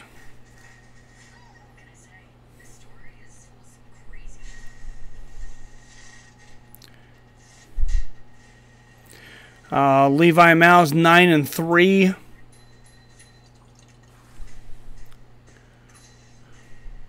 Has a victory by Twister, very rare victory in just his third fight of his career. He won by Twister. Also got a victory over UFC veteran Edwin Figueroa. Figueroa was 9-4 at the time. He's went the distance with the champ, Damon Jackson. Lost the unanimous decision last year. Lost quite a bit since then. Coming off a victory over Ray Trujillo. It was 24-20. Second round rear naked choke. Big win for him. And if he gets past his opponent tonight, big things could be coming for Levi Miles. In Russian win fights you. He's going to have to get past Charles Cheeks III. A guy who went just 1-2 in his first 3 matches. Done a lot better since then. He went into Impact FC. Won 3 in a row. 2 by choke, 1 rear naked choke, 1 by knockout. Continued his winning ways in Magic City Mayhem with a first round knockout. Got unanimous decision wins his next 2.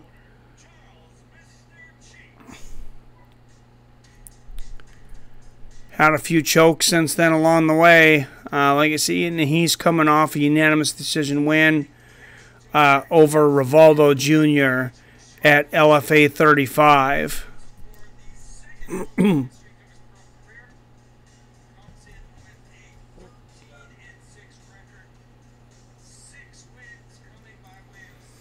Also a loss to Damon Jackson. The champion. He lost. He was choked out by a rear naked choke in the second round. Back at LFA 1.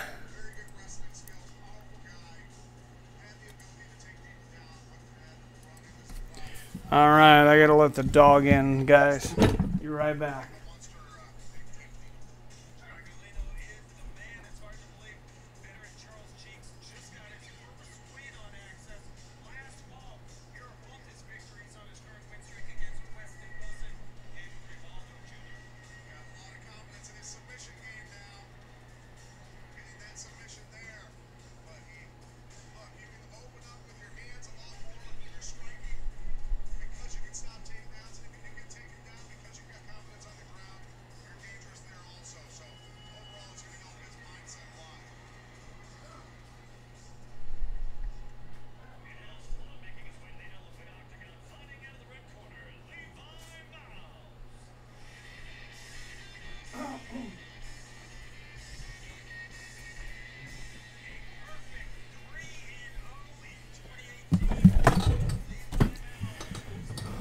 Levi Miles starting out this year on a 3-fight win streak.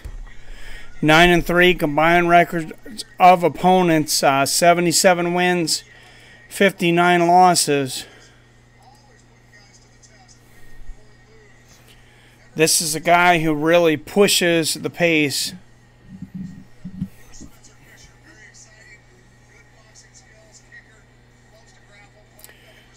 Oh, sorry, Beach Boulevard, I didn't get back to you on the shirt. That would be awesome, man. Email me at fightswithfriends@gmail.com. And, yeah, that would be pretty sweet. Thank you. What is your take on Ariel Helwani now with ESPN and having to cohabitate with Dana and UFC? And also your thoughts on him as a journalist.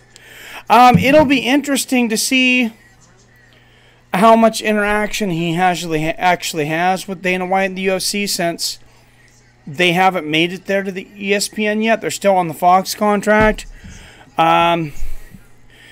Ariel as a reporter, I think he does a good job. I don't agree with some of the things he does sometimes, like the Mayhem Miller interview. I thought that was a bad mistake.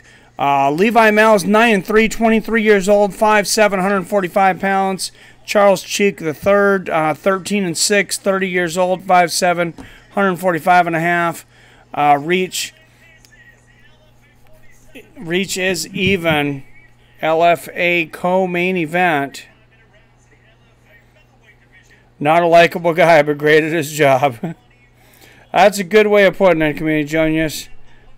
Cake. Yeah. I don't dislike him.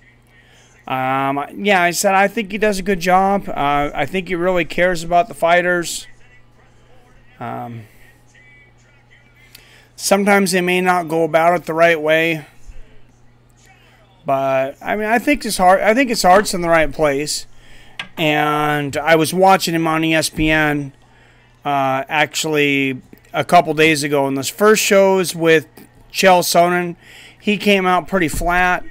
The last couple, he's really found a way to challenge Chael a little more, and it doesn't seem without seeming forced. Levi Miles out of Venus, Texas, fighting out of Fitness Fight Factory. We seen Fitness Fight Factory earlier when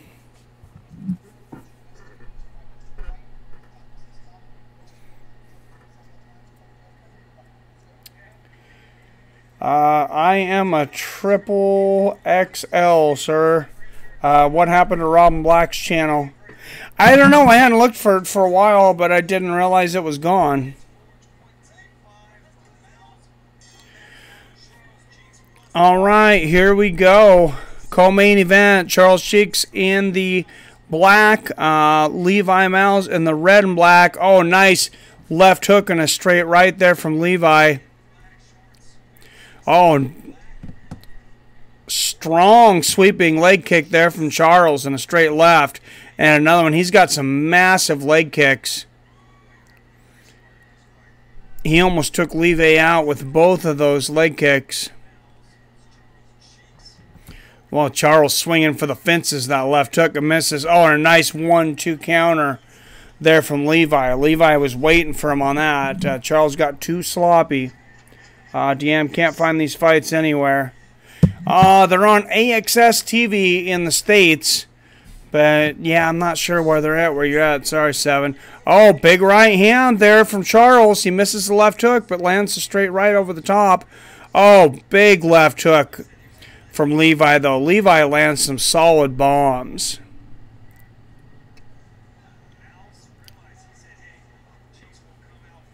Always putting on a big pace is Levi. Very fast pace. Nice straight right there from Levi. Couple of nice straight rights there from... oh, big right hook lands for Charles. Oh, another big right hook. Bigger one over the top of Levi's left hook. Big right hook for Charles there. Left hook for Levi, and another one of those brutal leg kicks from Charles. Charles landing the harder shots right now. Nice left hook, straight right combo for Levi. Levi's power, I think, is a little more about timing. Charles just got that natural power. Nice body kick from Charles, and Levi comes back with a body kick of his own. Oh, nice straight left and a right hook there lands for Levi. Left hook, straight right combo for Levi. Charles lands a straight left there, but halfway through this first round. Oh, big overhand right for Charles. He barely missed. Oh, head kick lands for Charles. Levi's trying to shake that off, but that definitely landed right on the temple.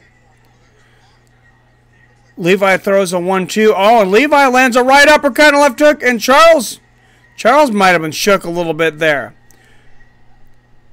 A 1-2 there from Levi. Charles may be coming in a little careless, thinking he hurt Levi with that head kick, and he may not have caught him with as much of it as he thought he did. A nice straight left, or left hook, straight right there for Levi, and right hook for Charles. Charles at the knee to the body there. Levi going for the takedown. Exchanged some hard shots in the middle of the cage there.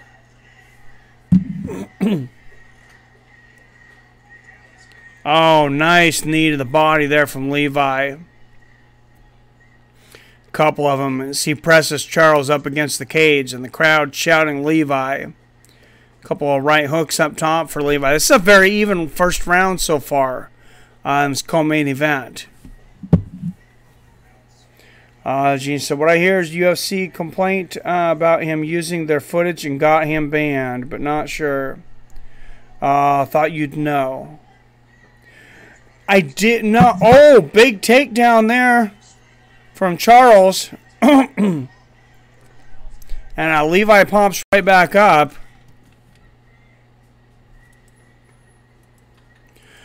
I did hear some stuff about people getting strikes for playing UFC stuff that they haven't in the past.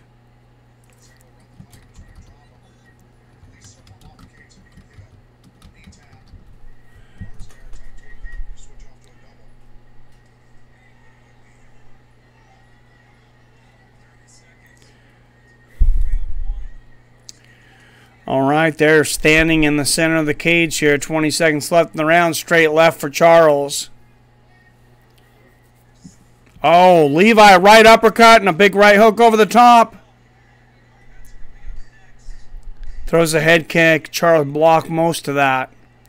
Oh, two big right hooks and a knee to the body at the end of the round for Levi. That was a very close first round.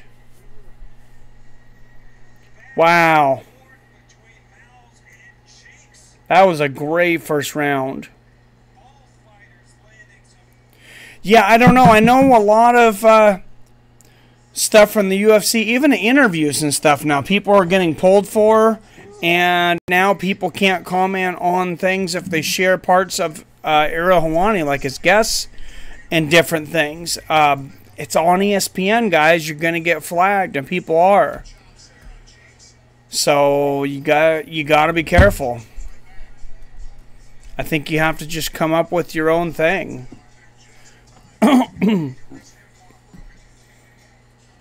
Beach Boulevard's Ariel leaked Brock Lesnar's return. Tata's the issue with him. Yeah, he's always in trouble. And Pat's scorecard, he has Miles winning the first round. That first round was very, very close. I gave it slightly to Miles there at the end, I think, too. But very close round.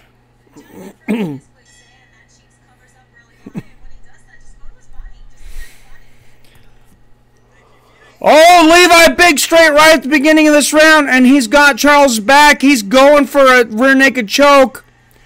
Charles was hurt from that straight right, and Levi jumped right off, and that's a tap! And Charles is out. First round submission, Levi Miles.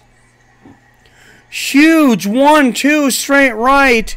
Knocks Charles to the ground, stuns him, and he is quick transitioning to the back. Gets the rear naked choke, and that is the victory.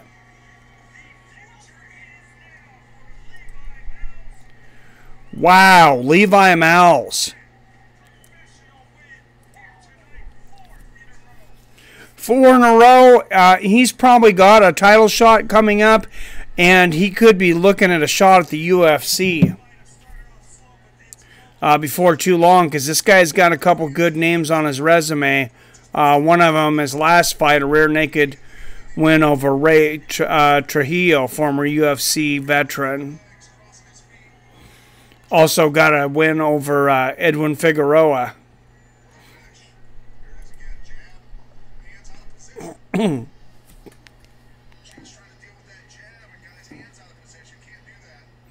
Aerial leaked pound for pound champ CM Punk. Oh, God. All right, guys. Main event is here.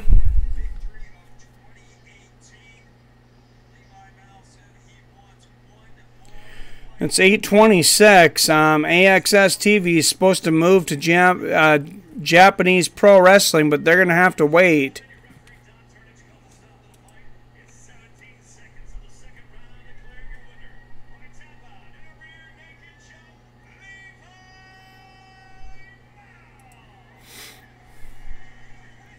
All right, main event, Damon Jackson and Nate Jennerman. Damon Jackson, 15-2 featherweight champion. And this guy is a beast. Started his career off 6-0, all submissions. 4 in the first round, 2 in the second round. Ended up losing 1 to CJ Hunter. And went on a 9-fight win streak after that.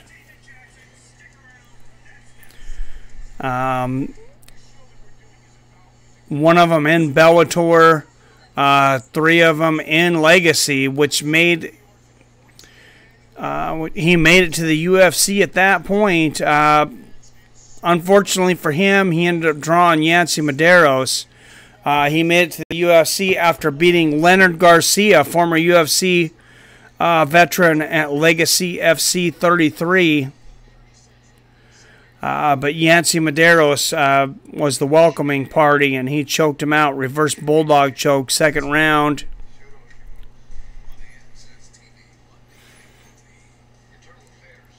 He would have one more shot in the UFC against Ronnie Jason. He would get win by a triangle choke in the first round. Later was turned over as a no contest. Not sure what happened there. I think it was something with Ronnie. He would get one more shot on UFC Fox 18. Went to a majority draw decision with Levon Makashvili, and he has not got a shot in the UFC since. He's been all LFA. Won 2 in a row. He's already beaten Charles. Last time he fought Charles Cheeks. And he's beaten Levi Malz.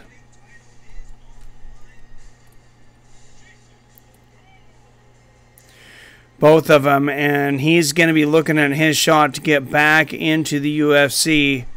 Coming here on a 4-fight winning streak. 6 out of his last 7.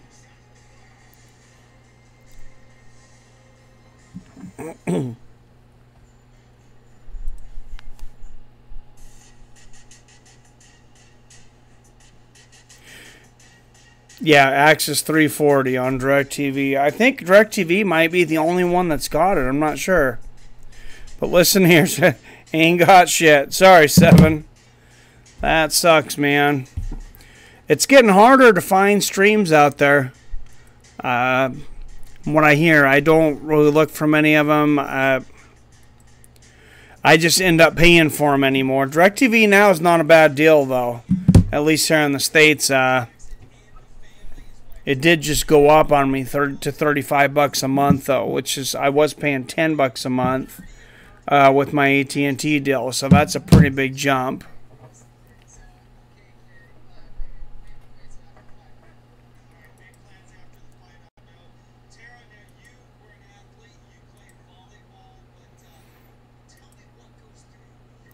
Well, they're talking to the families here coming up to the main event, but Let's take a look at Damon Jackson's opponent, Nate Jennerman.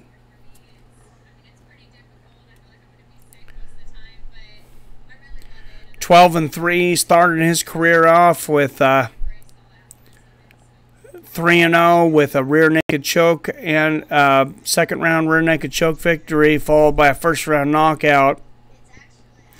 The old king of the cage, and then a unanimous decision over Brian Atkins. And then he would lose 3 in a row. Won 5 in a row after that. 2 in the NAFC, and then a couple no-name organizations. But he would get 4 submissions and 1 knockout in those 5.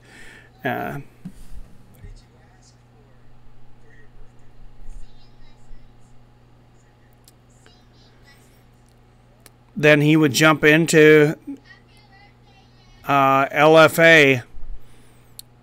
LFA 12 and beat Damian Hill by guillotine choke, 450 of the first round.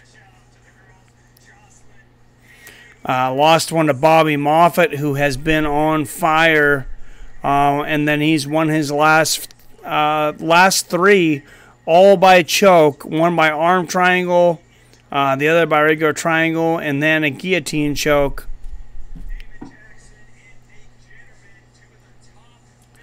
Let's see who can come out with the win here, though.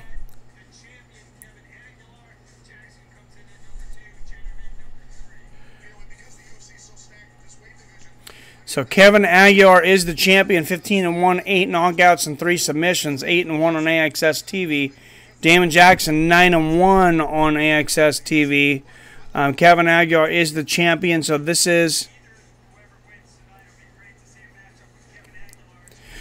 is for either the #1 contender or the championship. We're not sure. Kevin Aguilar, the UFC has interest in him, so he may not be back to defend his belt. Otherwise, he will face the winner of these two. Wins the Tito versus Odell. I honestly don't think that's going to happen, Comedic Genius. I think that Oscar De La Hoya was bluffing. At least I don't think it happens under Golden Boy. And sucks for those guys because, you know, they're kind of getting strung along by Oscar.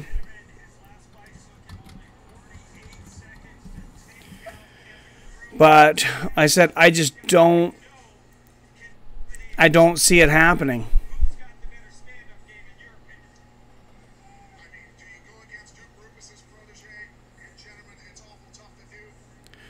So July 5th, Tito says not getting paid no money for third Chuck Waddell fight. I don't know what that means. Tito Ortiz betting on himself in his third fight with Chuck Waddell, both in terms of pride and financial gains.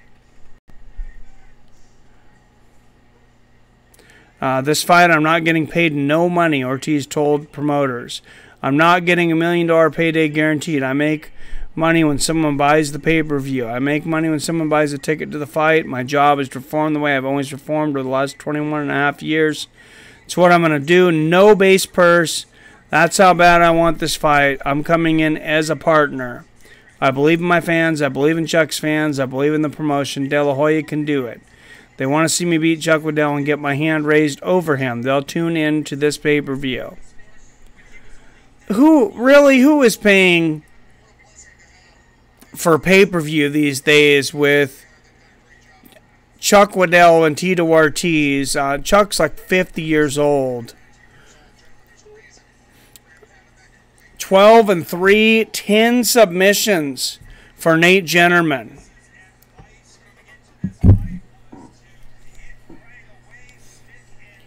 So this could end quickly and could end quickly by submission. Dada 5000 versus Hoya Gracie. You're welcome, Oscar. Yeah, it's a horrible fight. I have not heard them announce anything else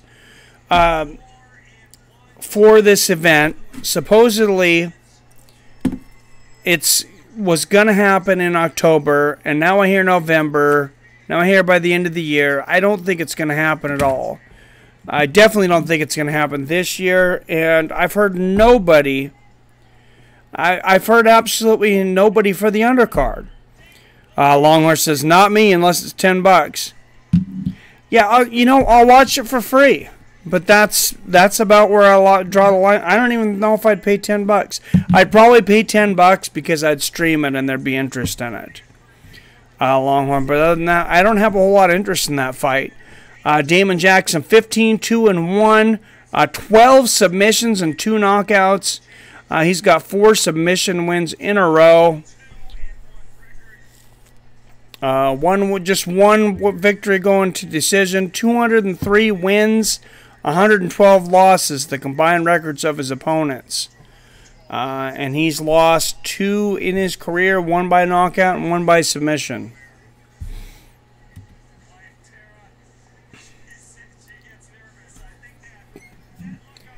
And this should be a great fight. Caitlyn Jenner. Caitlyn Jenner versus Fallon Fox. You're welcome, Oscar. I don't want to see Fallon Fox fight, but if she fought Caitlyn Jenner, I'm in for that one. 15-2-1. Like I said, 30 years old, 5'11", 145 pounds. There's Nate Jennerman, 12-3, 25 years old, 6 feet, 144 pounds. These guys are 5'11" and 6 feet tall, 145 pounds. That's some lengthy guys. Just for Liddell. Yeah, I hear you, man. I was a big Chuck Liddell fan. I'm sad hearing talk of him coming back, though. He's past his prime. I don't want to see him get hurt, honestly.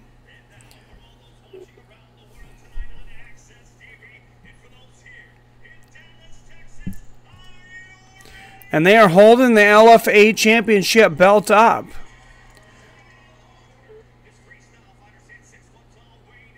So I'm a little confused. They were saying that there is a champion.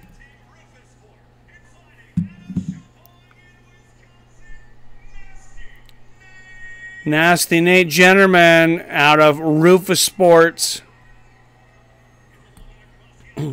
And these are the guys that are right on the cusp of getting signed to the UFC. The kind that guys you'll see on Contender Series maybe, or just pop right into the UFC with a victory or two.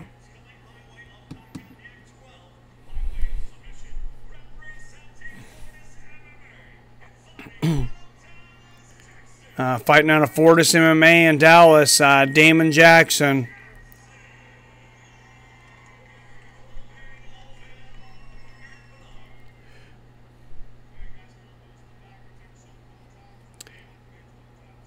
Aaron Maynard here again, the referee for the main event.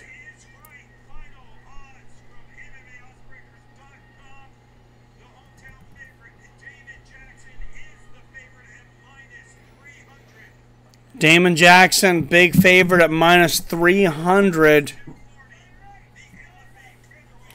These are the kinds of fights, fighting organizations where I would try to get some money on maybe some underdogs. Oh, nice big 1-2 for Jennerman. Big right hand, knees to the body for Jennerman in the red and black right out of the gate. Fast start for Jennerman, and he surprised Jackson there. Jennerman going for the takedown, and he gets it. He slams Jackson onto the ground here. Explosive 30 seconds to start the round here for Nate Jennerman.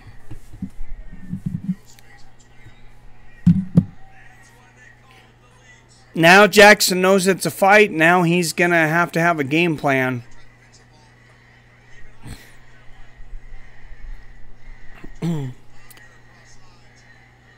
Nate Kellerman trying to jump guard. Here for Damon, he's getting close. No. Good job of Jackson hooking that left leg. Jackson almost swept him there.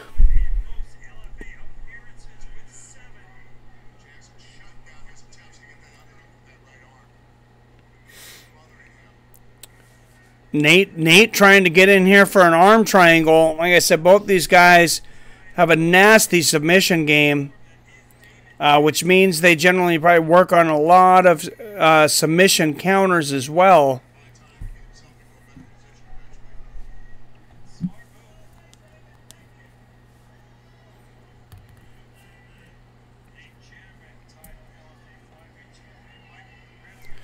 Jennerman, they are both white. Oh, nice short elbows there from Jennerman.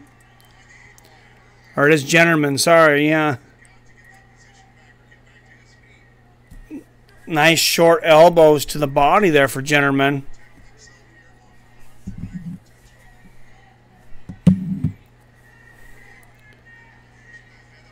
Getting on up, trying to get underneath that arm. Always going. Jennerman's going for a key lock. Oh, nice elbow from the top for Jennerman.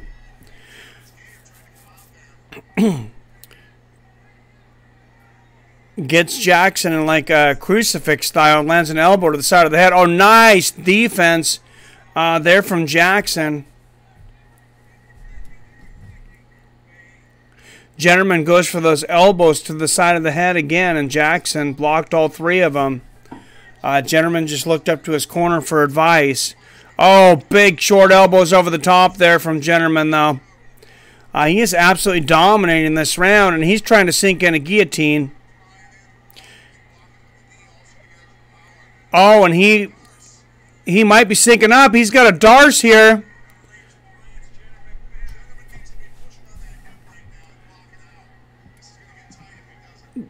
Jennerman, he might not have it here. He doesn't have all the... Nope. Oh, big short elbows.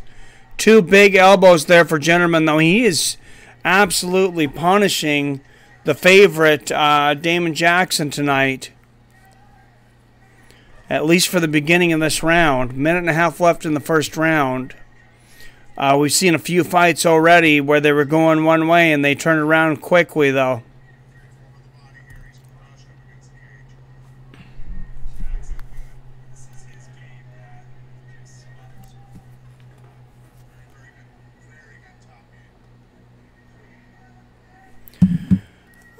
Jennerman pushing Jackson up against the fence here. Jackson's pretty much been helpless this whole first round. He seemed to be taken off guard by Jennerman's aggressiveness coming into the ground. Jennerman with the left hand from the top. And Jackson trying to wall walk, trying to get back up there. Jennerman's doing a really good job of hooking him.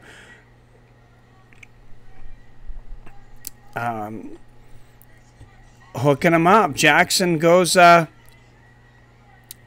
pulls full guard there and lands a couple shots to the head. Now Jennerman trying to jump to side guard. He's very close. He's just got to bring that one leg around. Oh, brutal ground and pound. 3 left hooks there from Jennerman, and the hammer fist on the top of the head. Damon Jackson is having a nightmare of a first round. Oh, and there's the crucifix. He's got the half crucifix and the underhook. He's trying to get to that arm triangle. Nice elbow over the top for Jennerman. And that's going to be the end of the first round. And he won, I believe, every second of that round. I mean, Damon Jackson did absolutely zero for himself that round, unfortunately. Except for block a few shots. We'll see if he's able to keep it standing a little longer coming into the second round. But he got caught by a big right hook and then a big 1-2 and a few knees coming in that first round. And he might have been stunned after that first flurry by Jennerman.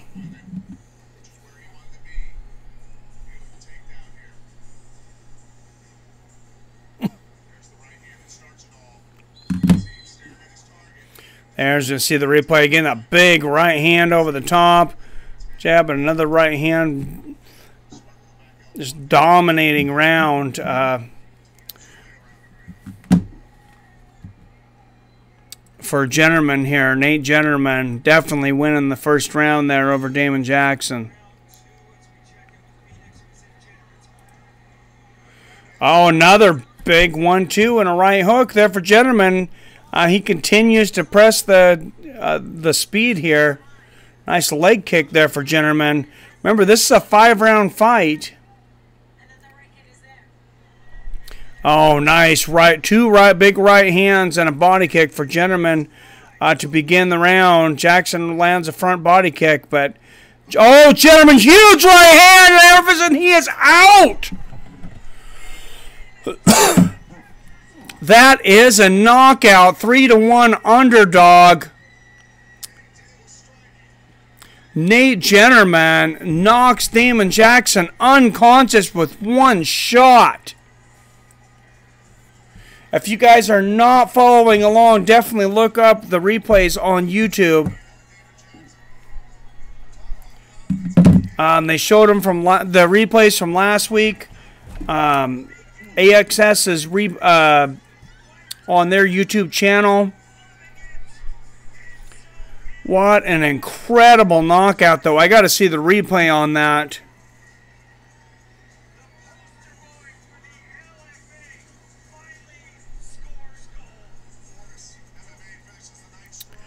Wow, that was absolutely incredible from Jennerman. Look at this. Oh, feints up big, just overhand right on the chin. And the referee knew he was out. Jennerman lands. Oh, man. Just blasted him. The referee's running over. Can't get. Jennerman gets in one hammer fist. Second one, referee comes over and grabs his hand. He knew Damon Jackson was out right there.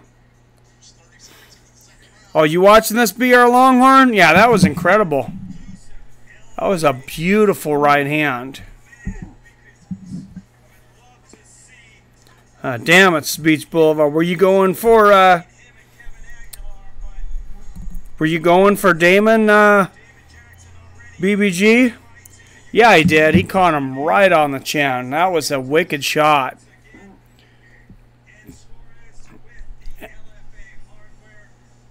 And they're presenting him with a belt right here. What's up, Red Hat? Just missed a huge knockout. What's going on, man?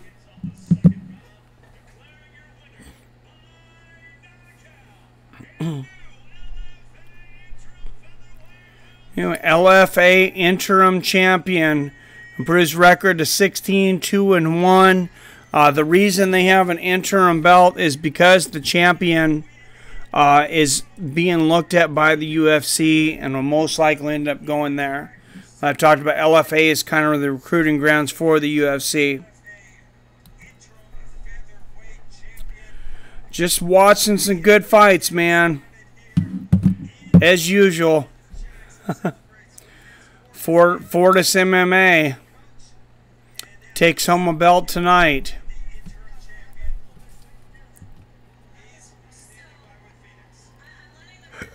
And Nate Jennerman, wow.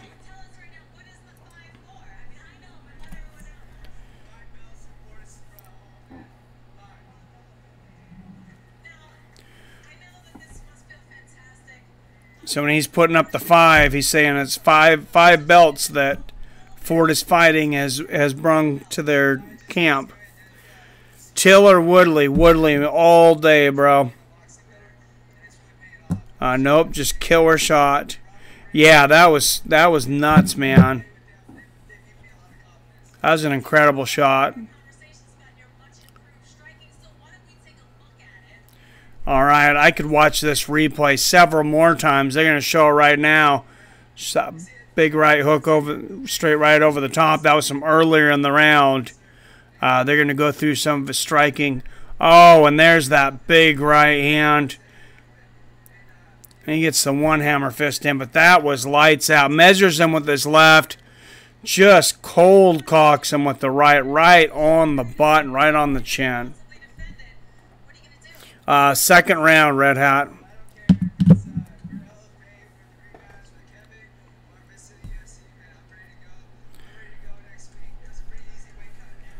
Oh, he says, I don't know if I'll be defending my LFA belt or let's go to the UFC. I'm ready. And LFA, very supportive. You know, they have a great relationship with the UFC. Their goal, actually, is to get guys to the UFC. They've kind of been their feeder league, so they don't hold their guys back, and quite a few of them have ended up in the UFC, including Henry Cejudo, who was from the LFA.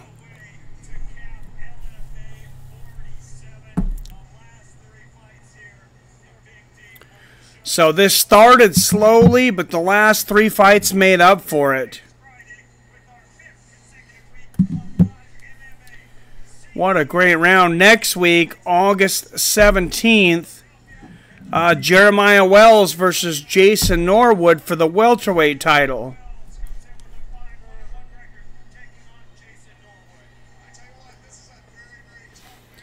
And I don't think there's really anything else going on next Friday, so I think I'm here for LFA again.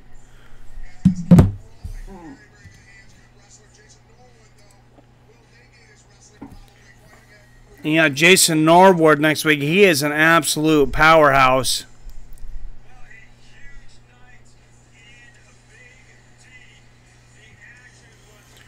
Great fun night there. Like I said, if you guys don't have AXS TV, next week maybe try to get the DirecTV 30-day trial or something. They're running a 3-month trial, $10 a month right now, which is a pretty awesome deal right now too, especially going into football season. Go Hawks.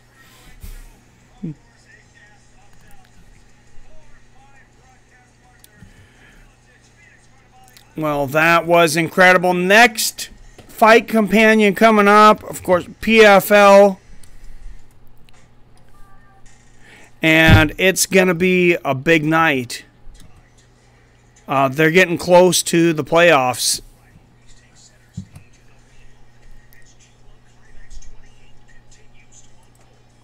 And I'm going to bring it up here on the screen so we can look at that tournament for next week.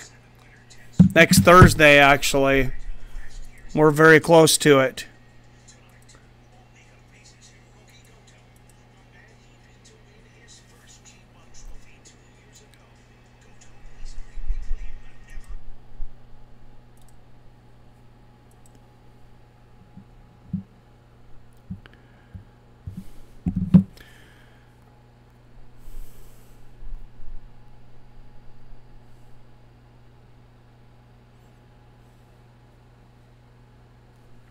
Yeah, looks like it's going to be this Thursday, the 23rd.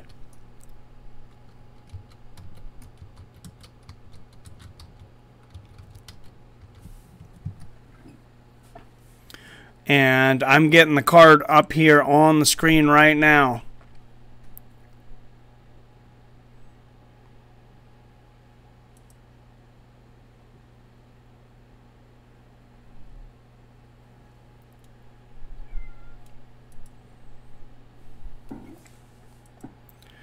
Bye-bye, LFA.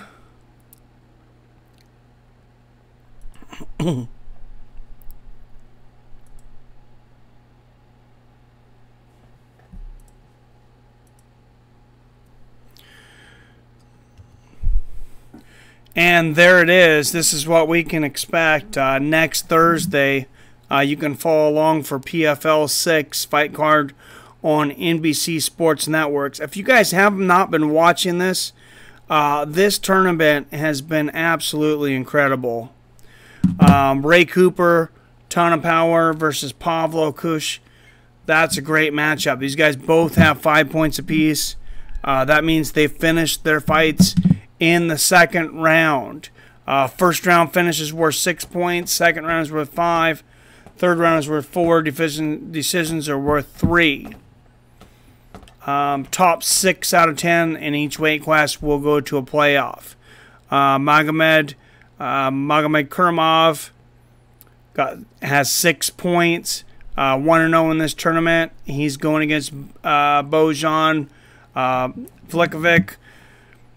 But, of course, Kayla Harrison, the 2-time judo gold medalist in her second fight already in just a few weeks, going against Josette Cotton. Beach Baller said, thanks, Mike's email again. I don't think I have a 3X shirt. I can send some stuff, okay? All right, man. Hey, anything's appreciated. I appreciate it. Yeah, fights with friends, just like the channel, at gmail.com.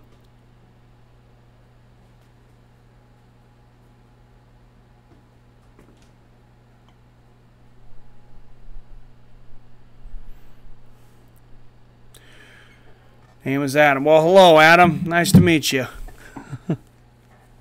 Yeah, I'm up for anything free anytime. So we got Khabib's brother coming back. Abubakar Nurmagomedov versus Jonathan Weston. It's a battle of guys that lost their first week. Nurmagomedov was just 14-1 going into this. Lost first week of the tournament. It was kind of a big surprise. João Zeferino going again against Yuri Velatort. That's another welterweight match. That should be a great match. Rick Story. Oh, thank you. Rick Story, of course, we hadn't seen him. We wondered where he was at from the UFC. Former UFC veteran. Got the win last week impressively. He's going to be facing Carl Minus, who was an alternate. And then former UFC veteran Jake Shields fights Herman Torrado. Both former UFC veterans. John Howard versus Bruno Santos. Abus Magomedov versus Anderson. Goncalves. Welterweights and middleweights this week. And you can see the rest of the card here. Eddie Gordon comes back against Ghassan Umalatov. Rex Harris has been insanely impressive. That guy's very quick against Shamil Gamzatov. Also had a great looking first match. Should be a great one. All right, I will see you next time. BR Longhorn, I'm going to head out of here too. As always, I love you. I respect you, and I'll see your fine asses later.